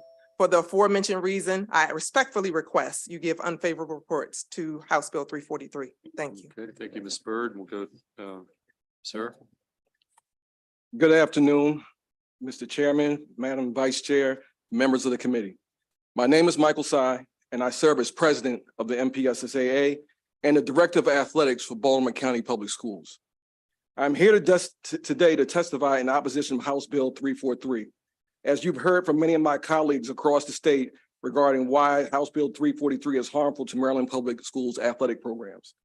In a letter that was signed and submitted via the portal by the 24 athletic supervisors of the local educational agencies in the state of Maryland, we are adamantly opposed to Maryland House Bill 343 due to the equity concerns and negative impact that it will have on the student athletes in Maryland Public Schools. House Bill 343 creates a larger impact than modifying sports contests in the sport of basketball.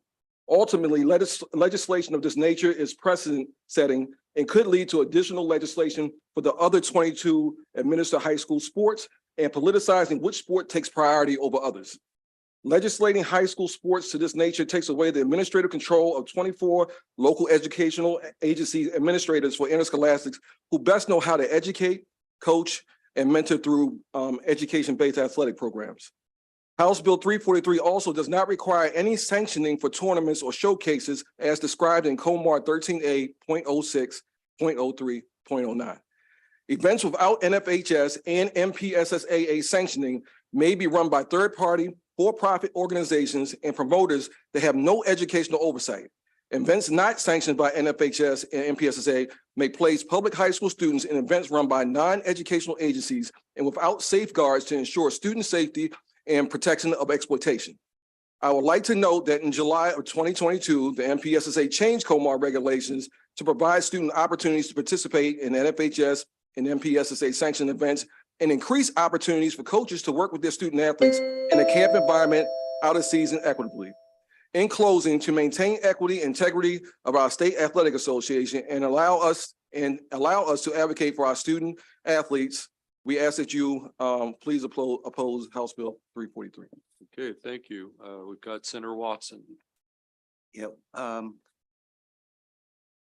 Right now, when it comes to the sport of basketball, only basketball, do private school students have an advantage over getting scholarships than public schools?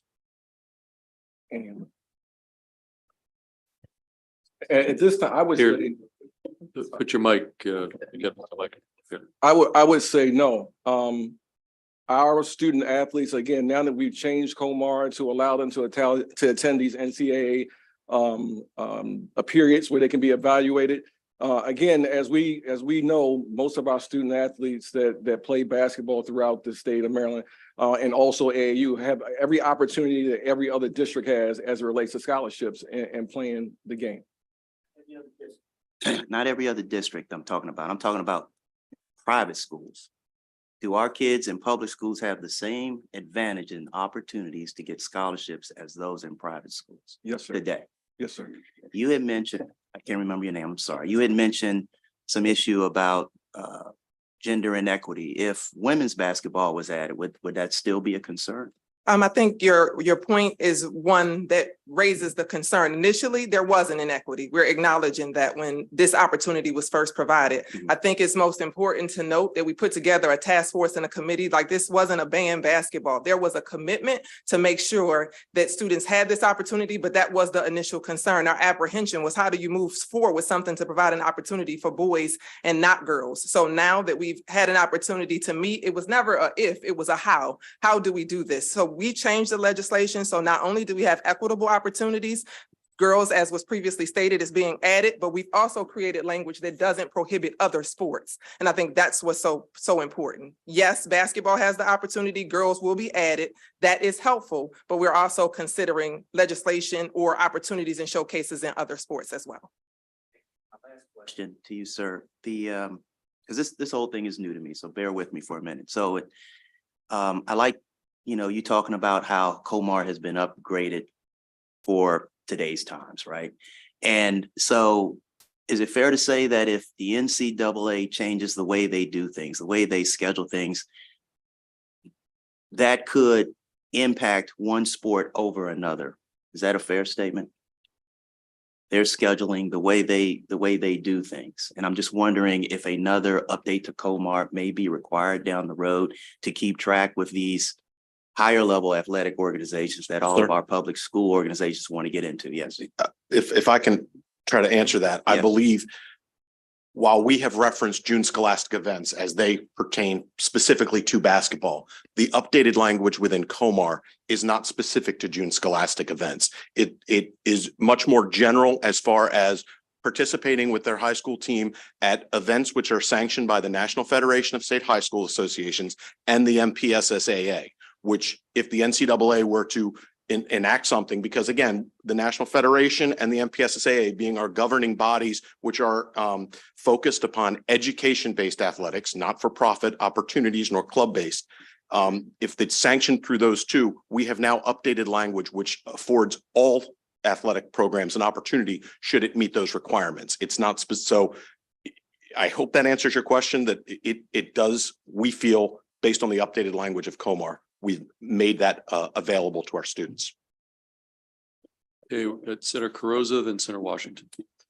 Thank you, Mr. Chair. And I first want to thank all of you. I know that probably the last place you want to be right now. You probably want to be back in your schools with your athletes. So I want to first thank you and recognize that, and also recognize the tremendous role that many of you have had on some of us in the past. So thank you for that. My question is, and this probably would go to the president of the Maryland Public Secondary Schools Athletic Association. Yes, ma'am. Okay. Didn't use the acronym there. I noticed that this panel is predominantly Baltimore City, Baltimore County, Carroll County, but I also noticed in the testimony, I have a letter, there's testimony in my file from Brian Ashby, Supervisor of Athletics in Wycomico County, who I know has been around for a long time.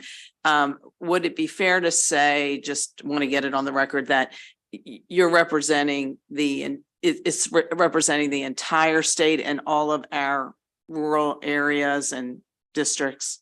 Yes, ma'am. So I stated in the beginning, and I actually submitted it, uploaded letter with all 24 counties, the supervisors of athletics that signed this letter, stating that we were all opposed to House Bill 343.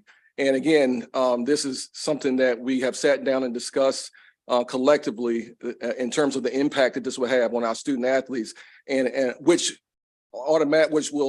basically started what Mr. Duffy talked about, which was the Comar changes that were put in place to benefit our student athletes across the state, not just Baltimore County, Baltimore City, and some of the other rural areas. Thank you.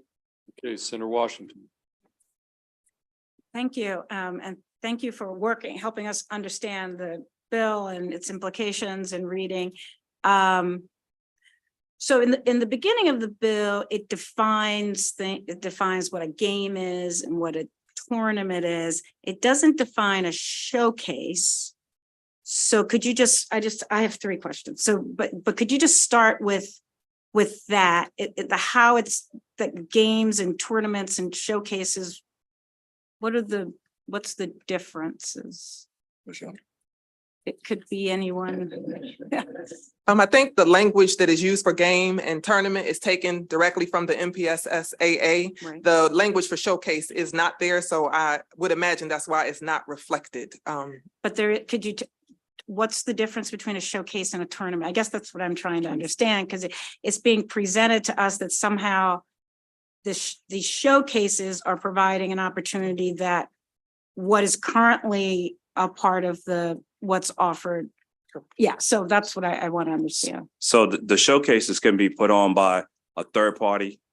Like So Mountain it's Dew, so it's like Like it's Mountain Dew or. anybody, you know. like Yeah. Mountain Okay, Dew. okay, I see. can go out there tomorrow and say, hey, I have I want to run a showcase. I go get credentials so I can run a showcase and then make a profit off of it. So any kind of So, promoter. any type kind of promoter, so, situation. Okay, I understand this now. And then it goes through the bill and it talks about limiting the number of days players can play per week.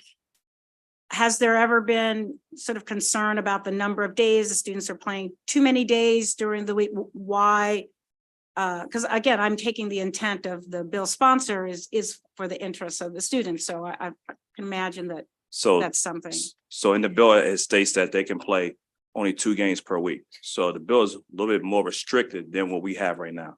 So. But I guess I'm asking, has that been an issue?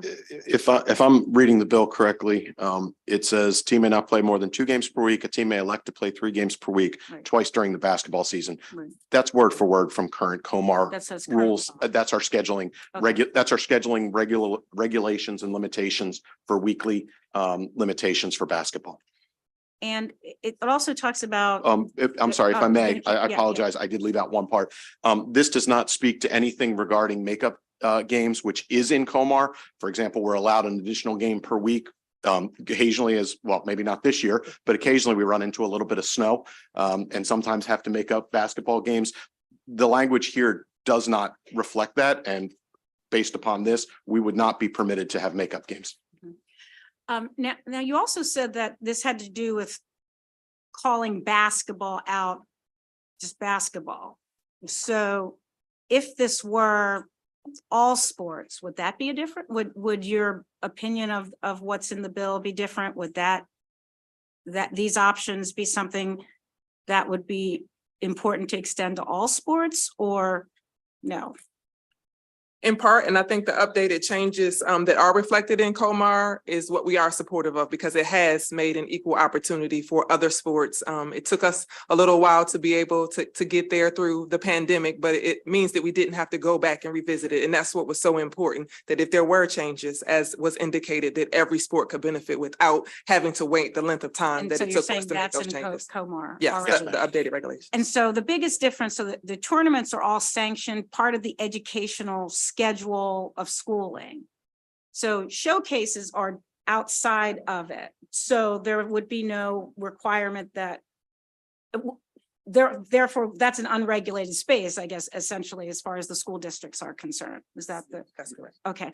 And then my final question is this in number 4, it looks like an amendment to the original bill where it says a student may not be disciplined in any manner, including through the loss or reassignment of a student's position on a team for not participating in a game or practice that occurs outside of the school year. So that seems to be speaking, that's separate. Looks like that's something that someone added on. And could you speak to that? And if we struck everything else, is this type of sanctioning or discipline happening on a team? And is that something that we should be concerned about?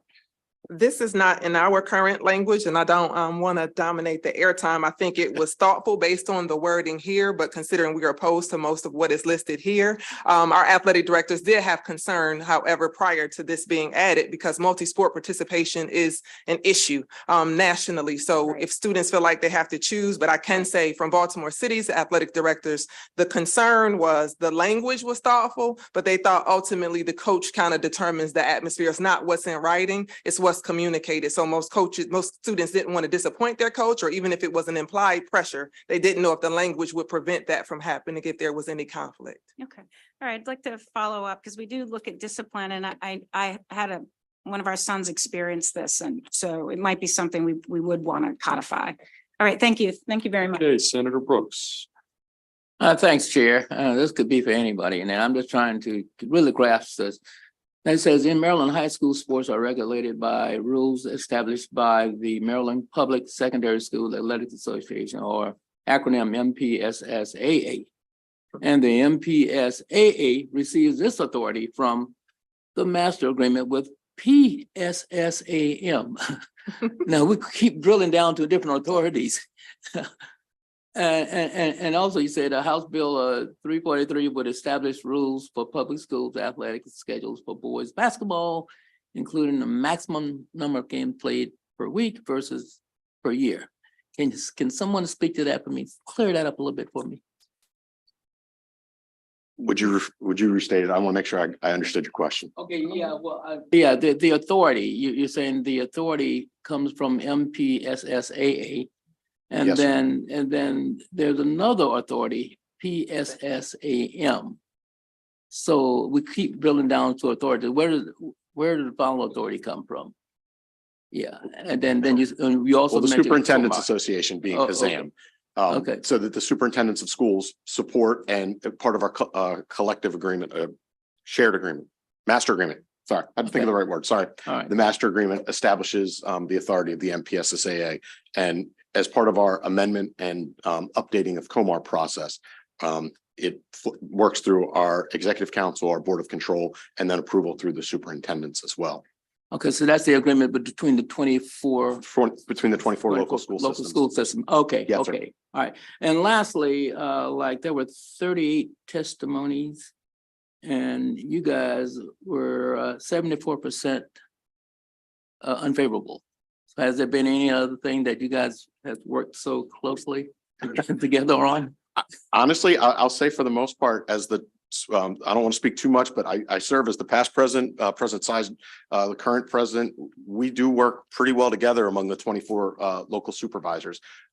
We like to believe, and I've seen constant evidence of the fact that we are focused on education-based athletics. We're trying to ensure that our athletic programs are an extension of the classroom and are promoting our educational mission. And part of opposing this is to ensure that we keep our perspective of basketball, as well as every other sport, has an equitable share and a focus upon our educational mission, which is to help our students become better citizens and better people in the world through athletics.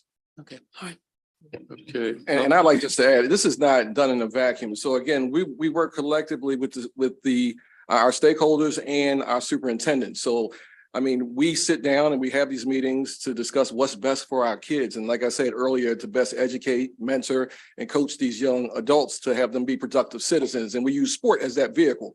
So we're not trying to decrease opportunities. We're trying to increase opportunities. We're trying to do it, but we're trying to do it equitably. So we oppose this bill because we find that there are some inequities, and we just want to do what's right for our student athletes in the state. Okay, thank you. We do have actually one additional panel of unfavorable. So thank you for your testimony, each of you. We've got Andy Warner, Brian Ashby, which I think Senator Carrozza may have mentioned from Comico, Shirley Diggs, Erwin Schneiderman. Those are the four final witnesses on this piece of legislation. Sir, since you got to the table first and you've got the mic in front of you, you get to lead off. Tell us your name, and then each of you has 2 minutes, okay? Thank you. My name is Andy Warner, and I'm the Executive Director of the Maryland Public Secondary Schools Athletic Association. I appreciate the opportunity today to speak in opposition of House Bill 343. I want to use my time today to educate or help understand on what the NCAA evaluation periods are, given the previous testimony here. The NCAA evaluation periods came as a byproduct of corruption that took place in non-scholastic events during the men's basketball recruiting period. The NCAA came to the National Federation of High Schools and state high school associations across the country to return the recruiting process into the scholastic world. In doing so, they developed the NCAA evaluation periods for men's college basketball. The MPSSAA, as executive director, I've worked with my counterparts and the National Federation, encouraging the NCAA to add women's basketball recruiting opportunities to that as well. And the NCAA women's basketball last year changed their recruiting opportunities to allow those events as well. In addition to that, as a state association, we changed COMAR to allow schools to participate in any NFHS and MPSA sanctioned events, any sports outside their defined sports season. This allows us to work with the Maryland Basketball Coaches Association to host in the state of Maryland right now, NCAA evaluation periods, and they can be done in many different formats. What is concerning about House Bill 343 is right now it structures it as showcases or a tournament. Well, this could be done over the course of 2 weekends. Well, one tournament can only be one of the 2 weekends there. In addition, it may come in different formats that aren't defined in the bill, whereas right now with the new COMAR language, we can approve any of these formats both locally and for our schools that head out of state here. I'll be happy to answer any questions the committee might have regarding the MPSA and these COMAR languages. Thank you. Okay, why don't you just pass the mic and we'll go all the way down the road and tell us who you are. And again, everybody's got 2 minutes. Good afternoon. My name is Brian Ashby. I'm the supervisor of athletics for Wycomico County Schools and a member of the MPSSA Executive Council. I'm not going to repeat what others have said. Instead, I want to focus on the MPSSA, its membership, and our ability within its regulations and the master agreement. This is something that's supported by all 24 local school system superintendents to allow us to operate competitive seasons and culminating tournaments and state tournament play. House Bill 343 singles out basketball and creates inequities for other sports. It also takes away the needed oversight from local athletic directors, coaches, and the MPSSA, and create some inconsistency with current MPSSA procedures and policy. Within House Bill 343, there is no reference as to how or if a city, county, or conference championship can or should be administered. These events are integral to the strength of our conferences and communities. I operate and oversee the Bayside Basketball Championship on Maryland's Eastern Shore, and I could not imagine not providing a boys and girls event for the 8 Eastern Shore counties. House Bill 343 has the potential to complicate the responsibilities of needed oversight, as this would supersede any present COMAR language involving current basketball seasons, weekly limitations, and how to make up proposed games. For these reasons, I respectfully request that you give House Bill 343 an unfavorable report. Okay. Well, good afternoon. My name is Shirley Diggs. I'm the coordinating supervisor of interscholastic athletics for Prince George's County Public Schools. And I'm coming to you in a different manner to present why House Bill 343 is harmful to specific individual district rules and regulations. HB 343 does not take into consideration the monitoring aspect of each individual school system's protocols for athletic participation and individual athletes as a participant for the basketball teams. The responsibility of physicals, parent permission slips, eligibility, which is a requirement by the school districts, practice times, and availabilities of facilities. Only a few select schools that may have 2 gymnasiums for that reason. Field trip packets, which are all part of individual district rules and regulations set by the school system and Board of Education. District athletic directors and assistant principals are not always 12-month employees in various districts to provide accountability and supervision. HB 343 does not respect the inequity of different schools that are incapable of participation and travel expenses that each team may incur to participate in the events. We have many Title I schools, which is a federal education program that supports low-income students throughout the nation. Therefore, athletes rely on schools to fund our athletic programs, and schools do not have the funds to contribute to strictly a basketball team to participate in extended events outside of the sports season. Therefore, the reason why not all athletes will be able to participate without their own funds. HB 343 will permit unfairness to the schools that do not participate. Schools that do participate will have more opportunities and an advantage to develop as a school team. This will also encourage athletes to transfer, sometimes illegally, to schools outside of their school zone. HB 343 does not specify if schools will be responsible financially for teams to travel, overtime coaches pay, athletic coach liability, officials for tournaments, facility usage, insurance, and overtime. For this reasons I stated, I submit in written form. I respectfully request you to give an unfavorable report. Okay, thank you, sir. You're gonna play cleanup here. Put that microphone in. Yes, and as I like to say, I'll begin with in conclusion. My name is Erwin Stosh-Stearman. I am the athletic director at Wycomico High School. I'm member of the girls basketball committee for the MPSSAA and the past president of the Bayside Conference. As all my colleagues so eloquently said, I too oppose House Bill 343 for the reasons that they had mentioned and a bunch of the unintended consequences that come through it. Thank you all for your time. Okay, thank you. Questions for any of the panelists? We'll go Senator Watson, Senator Carozza, then Senator Washington. One question for my Prince Georgian over there. Because she hit it from a different angle, I have to ask the question because I was stuck on the fact that the bill was enabling as described by the sponsor, optional. But what I heard you say is different schools have different capabilities, 2 gyms. And so there would be an inherent advantage for those who opt in because they have maybe a larger school or maybe more flexibility or maybe have a staff that works year round versus, the other option that teachers and faculty are given. Is that a fair statement? Yes, however, with the MPSSA sanctioning, passing the COMAR so that we can do opportunities, we're all in the same condition. So our school board would vote, or I'm sorry, give us permission if they can go to an event or, showcase, what have you. However, this is just pointing to basketball.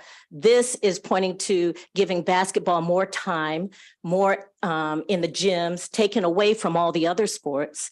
It's giving, so it's really just focusing on just basketball, but we don't have the funds to even, how about buses, transportation? How are they getting to these events safely? Because you don't want them driving. And so there's so many things involved in getting these kids to an event. Okay, Senator Carozza and then Senator Washington. Thank you, Mr. Chair, and I want to thank the Wycomico representatives for making the extra effort to come up to testify. And Mr. Ashby, since we know each other and we've had very candid conversations both about CTE and athletics, I want to bring this back to the student athletes. And it was mentioned earlier, this is all tied to scholastics, athletics. Just want to bottom line it for us. Why would this be unfair for certain student athletes? I guess to summarize that, House Bill 343 does not look through the lens that we look, in that what we support, what we have regulation currently for, is educationally based athletics for all athletes. What we currently have provides equity. It's tough for 24 local school systems to agree on a lot, but when we voted in last year the new COMAR regulation to support our student athletes in the NCAA scholastic period, it was done unanimously. When we have our Board of Control meetings, we openly discuss issues that support our student athletes, and we work within executive council. So for that reason, the current structure, I think, provides number one, balance, and number two, an emphasis on educationally based student athletics. Okay, Senator Washington, I think you're gonna have the last word on this bill. Yes, thank you. A last couple of words. So I'm looking at the latest version of the MPSSA and you've defining the sports season. And I guess I'm specifically addressing the testimony that there aren't variations and it creates inequity. So you have a required practice period and you have a rule about that students can't be in you can't have a game scheduled less than 20 calendar days after their first practice, except golf is exempted from this. And then there are different calendar seasons for badminton, baseball. I see the existing rule for basketball, cross country, field hockey, say they can't do more than 2 games per week. They actually can elect to play some optional games, golf again, gymnastics, lacrosse has some variations in their schedule. So I'm just, wrestling. And then you go on to talk about the conference and leagues and the championships. So the idea that there isn't regulation specific to individual sports, I'm just curious about it because it seems like you have that. So perhaps what might, if you wouldn't mind, is I know the bill sponsor wasn't aware of this opposition, that it might be helpful because clearly there's something that needs to happen. So whether it's certain parameters on what these schools are, but the reality is that there are regional differences, there are differences that our athletes need. And so perhaps you could work with the bill sponsor, since the idea, therefore, that there aren't special regulations for special sports isn't consistent with what's currently in regulation. So that's just an observation and just a hope that you could work with our committee to see if we can get to a yes. So thank you, Mr. Chair. Okay, any additional questions for any of the panelists? Okay, seeing none, that concludes the bill hearing on House Bill 343. We're gonna next turn to patiently been waiting in row 1, Delegate Henson. Very patient here on House Bill 295. And you've got 3 witnesses signed up as your panel. Gay Green Carden, Cameron Carden, and Zachary Starr. Is that who we have here at the table? Yes, Mr. Okay, Chair. excellent.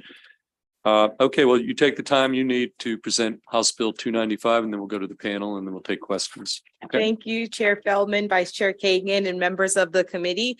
I want to first thank the committee for your interest in this bill last session. I understand that it did run out of time in the Senate, so I tried to get it to you as soon as possible this year. This bill would give an opportunity for students in our universities to have their mental health supported. And there are 4 words in this bill that I would like us to pay particular attention to, and those words are mental health and wellness. Each of our universities has a policy where students can withdraw, and if they withdraw for extenuating circumstances, they can receive reimbursement of a corresponding portion of their tuition.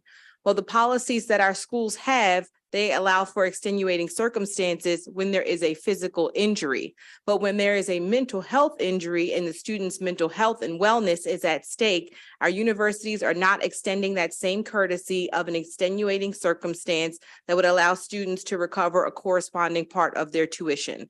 So when students are in our universities, we want them to feel supported. We want them to make the decisions that best impact their health and that work for them and their families. And we don't want this consideration to hold any of our students back. I want to thank the committee for your interest in the bill because it did give me the support to refile it this year. But the other support that was necessary in doing that is the gentleman who's seated to my right, who is the bill's namesake, his parent who is seated with him as well, and then the students in our universities who you'll hear from by way of their representative, Mr. Starr. Thank you very much for your consideration. Okay, Delegate Henson, who do you want to go next? It's up to you. Mr. Carden. Okay, there you go, sir. Tell us your name and then each of you has 2 minutes. Good afternoon. My name is Cameron Carden. Today, I'm on the road to recovery as I share my dark side that occurred at Salisbury University in 2019. I am the youngest son of my parents who are college graduates of the University of Maryland and Virginia State University. Education is important to my parents. When I was a senior in high school, they commuted me to a private school 45 minutes away so I would be college ready. After high school, I went to St. Thomas More Prep School in Connecticut. From there, I was awarded an academic scholarship to attend Western New England University. All was well there, but I was missing home and wanted to continue my education in Maryland. I met the football coach at Salisbury University, and he inspired me that Salisbury would be a perfect fit for me. I was truly excited to be on campus to meet new friends and experience college life. I was there for 2 months when I was confronted with racial graffiti. I shared this with my professor, and the wall was painted the next day. This was the first time I learned what it meant to be under attack. Not only did it happen once, but twice in the same building. As a young Black man, I am no stranger to confronting racial comments and threats. Rather than Salisbury doing everything in their power to help me restore mental balance, they worsened matters by emphasizing my situation, which was about to cost my family thousands of dollars if I dropped out. The last thing you want to hear in the middle of a crisis. If House Bill 295 is passed, students will not have the added burden of considering lost money while fearing for their mental health and safety. Thank you. Okay, thank you, sir. Do you want to pass it on? Good afternoon. My name is Gay Green Carden, and I'm the proud mother of Cameron Carden. One of the proudest moments for a mother is to send her child to college. On the other hand, one of the saddest moments for a parent is to receive a call from your child in tears, crying to come home. It was Monday morning after spending the weekend at Salisbury University for homecoming and family weekend. I knew something was different about Cameron. He was not the same son that we sent there 2 months ago. For 23 years, I have been in the pharmaceutical industry. I was at the furthest point of my territory for an educational breakfast with the lead psychiatrist, one of my thought leaders. Working for the largest addiction company in the world, it never dawned on me that one day my top specialist would treat my son who was suffering from anxiety and major depression. Cameron's words will never be erased from my heart. He said, "Mom, I'm coming home. This place is not for me." And he shared what he encountered for the last 2 weeks. As a mother, I said to him, "Let me come and get you." He said, "You would take too long." My husband and I believe in education. We believe in the Maryland school system, and we planned financially for our children's education, but we did not plan for this mental breakdown. What we asked from the school was a reimbursement for funds we paid so we could use the money for additional counseling and therapy. The response was denied because mental illness was not covered, and we were out of the time frame for withdrawal. As a parent, as one who interacts in the mental health space, and as a proud lifelong Marylander and graduate of University of Maryland College Park, I look forward to seeing the successful passage of House Bill 295 into law. Thank you. Okay, thank you. And then finally, Mr. Starr. Okay. Chair Feldman, Vice Chair Kagan, and members of the committee, on behalf of the University of Maryland, Baltimore County Student Government Association, UMBC SGA, Senate, and Executive Board, my name is Zach Starr, and I am the Director of Government Affairs, here to request a favorable report on House Bill 295. House Bill 295 would simply require that each public institution in Maryland adopt a policy that allows students to withdraw and receive reimbursement under certain extenuating circumstances, including a crisis of mental health and wellness. Mental health is a growing challenge for college students, and students in crisis should be able to seek the support they need without compromising their education. The UMBC SGA holds that both mental and physical wellness are essential to the success of students everywhere. We believe that as students, we should not be forced to choose between our financial security and our mental health when pursuing our education. Unfortunately, this was the choice that Mr. Carden and his family had to make while he was a student at Salisbury University. None of us students should have to endure what Mr. Carden experienced, and institutions of higher education should prioritize our wellness first and foremost. We believe that House Bill 295 would help students by establishing a consistent withdrawal policy across the state and ensuring that mental health, in addition to physical health, is appropriately recognized as essential to our success and well-being. Currently, there is no legal requirement that students at public institutions be reimbursed for crises that impede our ability to take classes, specifically mental health. We believe that House Bill 295 will protect us students by creating a standardized legal policy that ensures those students who endure these hardships do not have to add to their burdens by worrying about paying for classes that they were unable to complete. In summary, House Bill 295 protects the well-being of all of us students at Maryland Public Universities. We hope that the members of this committee will join your colleagues in the House and recognize the value of this bill to our students, and we respectfully request a favorable report. Thank you for your time. Okay, thank you. Any questions for Delegate Henson, the sponsor, or any of our panelists? Okay, seeing none, that concludes the bill hearing on House Bill 295, which brings us to the final bill. I don't know if we can locate Delegate Kaiser. She was here.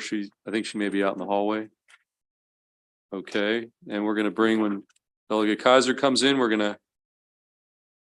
take on House Bill 572. And we've got Delegate Kaiser, and we just have 2 virtual witnesses in support favorable. So in terms of in-person testimony, Delegate Kaiser will be a lone witness, and then we'll go to 2 virtual witnesses. So Delegate Kaiser, take all the time you need to present House Bill 572. The last thing I want to do is take all the time I need.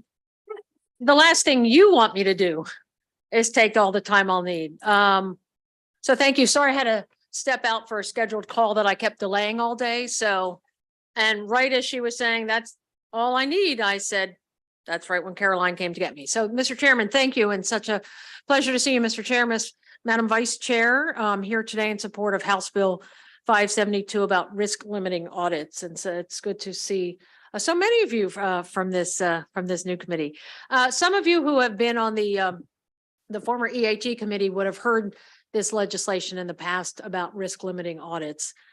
So I certainly don't want to get too deep into the weeds here, but one of the things that I say when I speak to community groups is that nothing is more important to our democracy than free and fair elections and people's confidence that it's free and fair. I will tell people that if you look at the bill history, I've put this bill in since before the 2020 election. So this was not in response to anything that was happening politically or any kind of partisan way in this country, but something that I thought was necessary about types of audits. Risk limiting audits are considered the gold standard of ballot auditing because it uses statistical means and not just the ballot images. And it's what's been recommended by election experts. The concern is that if we look at a ballot and then take a picture of it and then look at it again later, we have the potential of capturing the same error both times. And so that type of ballot image is not seen as a proper way to do auditing. And I have a quote here in my testimony from the National Academy of Sciences. The design and development of current computer systems, no matter how well constructed, cannot anticipate and prevent all the possible means of attack. And they further say there is no realistic mechanism to fully secure vote casting and tabulation computer systems from cyber threats. This bill passed in the House of Delegates by a strong vote of 131-4. I will step back and just explain a little bit more of the technical. The idea with risk limiting audits is you say you won by, you just won your last election, let's say by 7,000 votes. How about, let's use that example. And you won by a large percentage. People would say, well, we probably don't need to audit that at all. But if we do need to audit it, we can audit a small number of ballots. And if you don't see any problems, you say things are fine. If someone came in a closer race, maybe win or lose by 5%, you would say, well, we should probably look at maybe not just a couple hundred votes, maybe we should look about at 1,000 votes. And again, you say, well, everything was fine. It changed 1 or 2 votes. That 5% victory is still a 5% victory. But we've all seen those cases of people's elections coming down to fewer than 50 people. And in those cases, you would audit a much greater number. And that's where this crazy term risk limiting audit comes in. You decide how big the sample size has to be based on how close the race was. And so again, if you could go through iterations, if you decide that you need to audit 1,000 ballots and you actually change 10 votes and someone only won by 20 votes, you might be at a case if you're going to end up having to do a full recount. But guess what? we're probably doing a full recount anyway. So I think I'm already getting too much into the weeds. I want to suggest there's of all things, a Wikipedia article on this. And I didn't mean to open my testimony by saying, this is a bill for those who love math. And fortunately, your chair is the rare lawyer who can do math because he's also an accountant. So I think you should love this bill, Mr. Chairman, because it is about putting math to good use. So anyway, I urge a favorable report on House Bill 572 as I open my laptop for one of my Glad I didn't get, sources. because, you know, we had a question on the floor out of left field for somebody with that background. I'm glad nobody looked at me. That would have been a problem that did on the floor of the Senate. Okay, with that said, questions for Delegate Kaiser. Let's start with Senator Washington. Well, and then, I was yep. just going to say that I was the cross file for this bill last year, and we talked about it. We just thought we should just bring the one bill. But I do believe in it and believe that it's something that would, rather than being perceived as, oh, we're concerned about the fairness of elections in Maryland, that this is actually being sort of proactive. And just before there's a problem, or in fact, to reinforce what we believe to be the security of our systems. Would that be a fair sort of way to characterize how this bill might differ from some other bills in this vein? Yes, it would. And I would add, and I'm sorry that I didn't say it before, that this bill was amended like some prior versions to also allow the different local boards to do some testing of what this looks like. And that's what we try to develop over the years, to have them really demonstrate how many resources would go into this. The worst thing I think that we would all want, not just in our own races, but really in anyone's race, is to find out that not only a mistake was made, but it was figured out well after certification. And we believe that they could figure this out before certification, but we realized we needed to build in a test period to say, how hard or easy is it? We're giving them a chance to figure that out.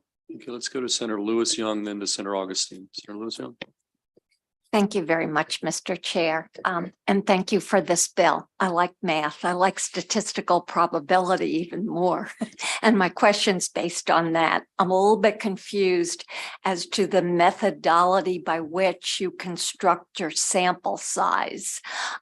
Is it based on the actual universe or the outcome? That's first part of my question. And then the second part is, what level of confidence are you looking for in order to project to that universe? Thank you for that question. And I might have to get back to you with more of an answer. First, you decide what the risk limit is. How risky are you willing to be? So the Wikipedia article talks about how in Colorado, they set the risk limit at 9%. So basically they would have 91% confidence, but we could decide in advance what that risk limit is. And then there's a few different procedures. There's 3 different types of risk limiting audits. And while I would prefer like the individual ballot method, when we worked with the local boards of elections for a few years, they explained more of a batch method that requires a few more being tested, but from their perspective, easier and cheaper to do. So again, it would be relying somewhat on their expertise, but deciding on our own what that should be. And hopefully we can then share with people the confidence that, hey, you won by 8% and we tested these many ballots. There were no changes. Anyone with just even a little bit of statistical understanding would then say, well, your 8% victory is pretty solid if the 800 votes they checked. But if another senator won by only 100 votes, maybe they're testing 2,000 ballots and someone comes back and said, no results were changed, that people again can say, well, we probably don't need a full recount. We took a random sample, we know well enough. So it's not the overall universe. It often is the differential between the winner and the loser. That makes total sense. Thank you. Thank you. Senator Augustine. Thank you, Delegate Kaiser, for bringing the bill. Did you see the testimony? I just want to give you a chance to respond to it, from the Maryland Association of Election Officials, where they talked about, if all the counties have to do the RLA, that it might extend time, and whether or not there was consideration to altering the certification deadline, ensuring that the pre-election mail-in ballot canvases can occur.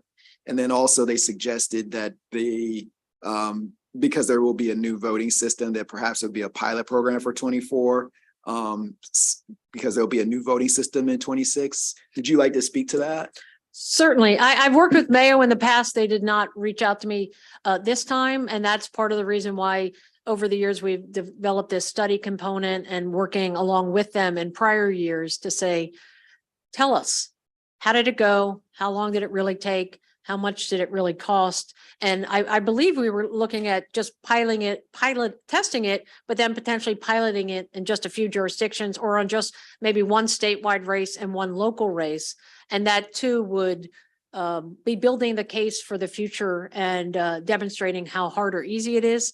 But I think based on legislation that your vice chair has had and others have too, in terms of having the absentee ballots either counted in advance or at the very least opened and ready to be counted, which is another way of potentially doing it, that they're like processed and ready to go, yes, we should be looking at all of that as in the package, or shall I say continuum of things that enhance the timeliness, the election results, as well as the security and accuracy of those results. So I think they do all go together. And if this bill has to be amended to fit more into that framework and piloting, I'd be glad to have you all do that. Vice Chair Kagan. Mr. Chair, Delegate Kaiser, you and I have talked about risk limiting audits a lot, and you and I were cross-file sponsors of a bill last year on recounts that was an emergency bill that Governor Hogan allowed to become law. Can you talk about how this would weave into that? And just for colleagues who weren't in the weeds and didn't spend as much time on recount issues as we did the last year or two, it was who's allowed to get recounts and who pays for it. So if it's super close, you're allowed and government pays. If it's less close, then the candidate can pay. And if it's too far away, then you just can't do it because it's a waste of our time. So how would this work? So would the LBEs, would the local boards of elections take on the costs of these audits? And how would they dovetail with the candidate requested audits in a close election? Are they both done? Or I'm just not understanding how they play together. And thank you for that reminder, because I can't remember last week. Right. But I mean, I do think they fit together, as you said, as we worked on the recounts of that, there should have been a higher threshold always, and that, the difference between whether the candidate pays or the state pays. But I think RLAs are something that should be done eventually for all races, once we demonstrate that it's easy enough and not too expensive. So again, based on other questions that are being asked, let's pilot it, let's look at it, let's see how it really worked, because I do think that will help provide confidence over time. And if your race or my race falls outside of that, but we can then say to people, look, we did these types of audits that have a mathematical basis, and we feel confident in so not only do we do everything we always do, but we have this new gold standard audit that also suggests that the results are accurate. Thanks, Tanya. So just trying to clarify and understand. So using a specific example that we're all pretty familiar with, the Montgomery County executive race last year, 32 vote. So let's say this were already law and it were already being used. So it was super close. There was a recount. It was a candidate requested recount. Would the risk limiting audit be done over here separately, and then the candidate manual and scanning recounts and the counting of the internet delivered ballots? Like, would they happen concurrently? Would they happen sequentially, or would one replace the other? I think given the denominator, the total number of votes for the two main candidates and not counting any other candidates, and the differential between them, I believe the risk limiting audit would require 100% recount anyway. So it would go through the recount process. So then in that case, then a risk limiting audit would not be conducted, because they would already be. It would essentially be it would essentially be the recount. Again, the risk limiting audit comes in for every other race where again, And someone just loses by a few hundred, but a few hundred in a primary race, especially with the delegate 3-seat race, a few hundred could be 5 or 6 percentage points. And then you wouldn't then do the recount, you would truly do a small number. But I will get back to you on this, Senator. Thank you. Get back in the weeds on this again. Okay, as long as you Thank do it you. in the next 2.5 weeks. Okay, Thank you, Delegate. Senator Carosa, then Senator Washington. And then a reminder, we do have 2 virtual witnesses that are waiting in the queue as well, just so you know. Senator Carosa. Mr. Chair, I'll be brief. Delegate Kaiser, first of all, thank you for the recommendation on Dylan Bradley. That has worked out very well.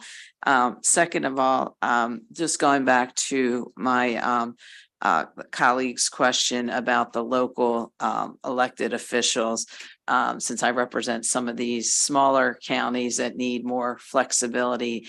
Did I hear that you did envision that some of the concerns that they raised would be factored into what you want to do with the risk audits? First of all, let me say Dylan Bradley was one of the best students I ever had, and he is having the most amazing experience in your office, Senator. We had lunch a few weeks ago. So yes, thank you for hiring him. Back to this, in terms of the small counties, I mean, part of the piloting, part of the testing is to have the counties come back and say, you know, we didn't, that the other audit that the state requires takes this long and costs this much resources. The risk limiting audit, in fact, was maybe only this. We may discover that it's in fact cheaper and easier in most elections, unless a particular county maybe one year had like 5 or 6 races under 1%, or, you know, so close that they but those would have recounts anyway. So I do think the small county were taken into consideration, but like I said, I'll get back to Senator Kagan in the process. But I think by working through this and piloting it, we can really demonstrate, and other jurisdictions say that it's not as costly and timely as we were first being told a few years back by our boards of election. Okay, let's try to get our 2 virtual witnesses who've been sitting in here a while. Carissa Laporte, is Ms. Laporte here? Okay. And each of you, you're gonna have 2 minutes, Ms. Laporte. Okay, thank you. Thank you. You signed up straight favorable. Yes. Chair Feldman, Vice Chair Kagan, members of the committee, thank you for the opportunity to provide testimony today. My name is Carissa Laporte, and I'm a Senior Policy and Technical Associate at Verified Voting, a national nonprofit organization whose mission is to strengthen democracy for all voters by promoting the responsible use of technology in elections. And yes, I'm here to testify in support of HB 572, which would implement risk limiting audits in Maryland. As Delegate Kaiser mentioned, risk limiting audits provide a routine and highly effective check on machine counts, giving voters confidence that their votes are counted accurately. And they do so by manually examining a random sample of ballots. The audit provides strong evidence that a full hand count would confirm the reported election outcomes. Risk limiting audits are efficient. They look at fewer ballots when the contest margin is wide, more at narrower margins. And these audits have been endorsed by, a number of a number of experts, including the National Academies, Department of Homeland Security, and the U.S. Senate Select Intelligence Committee. They've also been tested or implemented in a growing number of states, such as Colorado, Rhode Island, and neighboring Virginia. And Verified Voting has been pleased to work closely with election officials in these and other states to make such progress possible. HB 572 takes a careful approach to risk limiting audit implementation. It provides for pilots, which is a really crucial part of the process. In particular, it gives election officials the opportunity to test procedures and prepare for implementation. It also puts in place solid requirements, but also without over-specifying details, giving the State Board of Elections the room to develop procedures that work best for Maryland elections. And the bill provides for transparency, key to building public trust. We hope that you support this bill. Thank you very much. Okay, thank you. Any questions for our witness, Ms. Laporte? Okay, seeing none, that brings us to our final witness virtual, John Marion. Mr. Marion, again, you've got 2 minutes. Thank you. Good afternoon. Thank you, Chair Feldman, Vice Chair Kagan, and members of the committee. My name is John Marion. I work for Common Cause. You normally work with my Maryland colleagues. I come to you from Rhode Island, one of the states Chris had mentioned. I'm here to testify in support of HB 572, which would, if enacted, require Maryland to begin conducting risk limiting audits. As you heard from Krista and others, risk limiting audits are widely accepted as the best form of audit for catching and correcting incorrect election outcomes. In my role at Common Cause Rhode Island, I helped pass similar legislation in 2017, and more importantly, I helped lead the implementation working group that helped make Rhode Island the second state to regularly conduct statewide risk limiting audits. Rhode Island's elections are very similar to Maryland's, with a couple of exceptions. Like Maryland, we have a single statewide voting system provided by ES&S. Like Maryland, we have a mix of in-person, early voting, election day voting, and mail balloting. Like Maryland, we have a statewide board of elections that is in charge of the risk limiting audit. You heard from the sponsor, there are 3 types of risk limiting audits. Maryland, in all likelihood, would conduct what Rhode Island does, which is called a batch comparison audit, unlike Colorado, because Colorado is an all mail ballot state.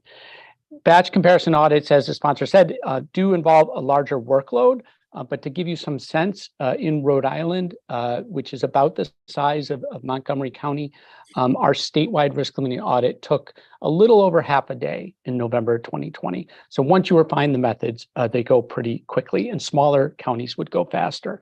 So I just want to emphasize that these are, an important step, not only to deal with malfeasance problems, but also misfeasance problems in election administration.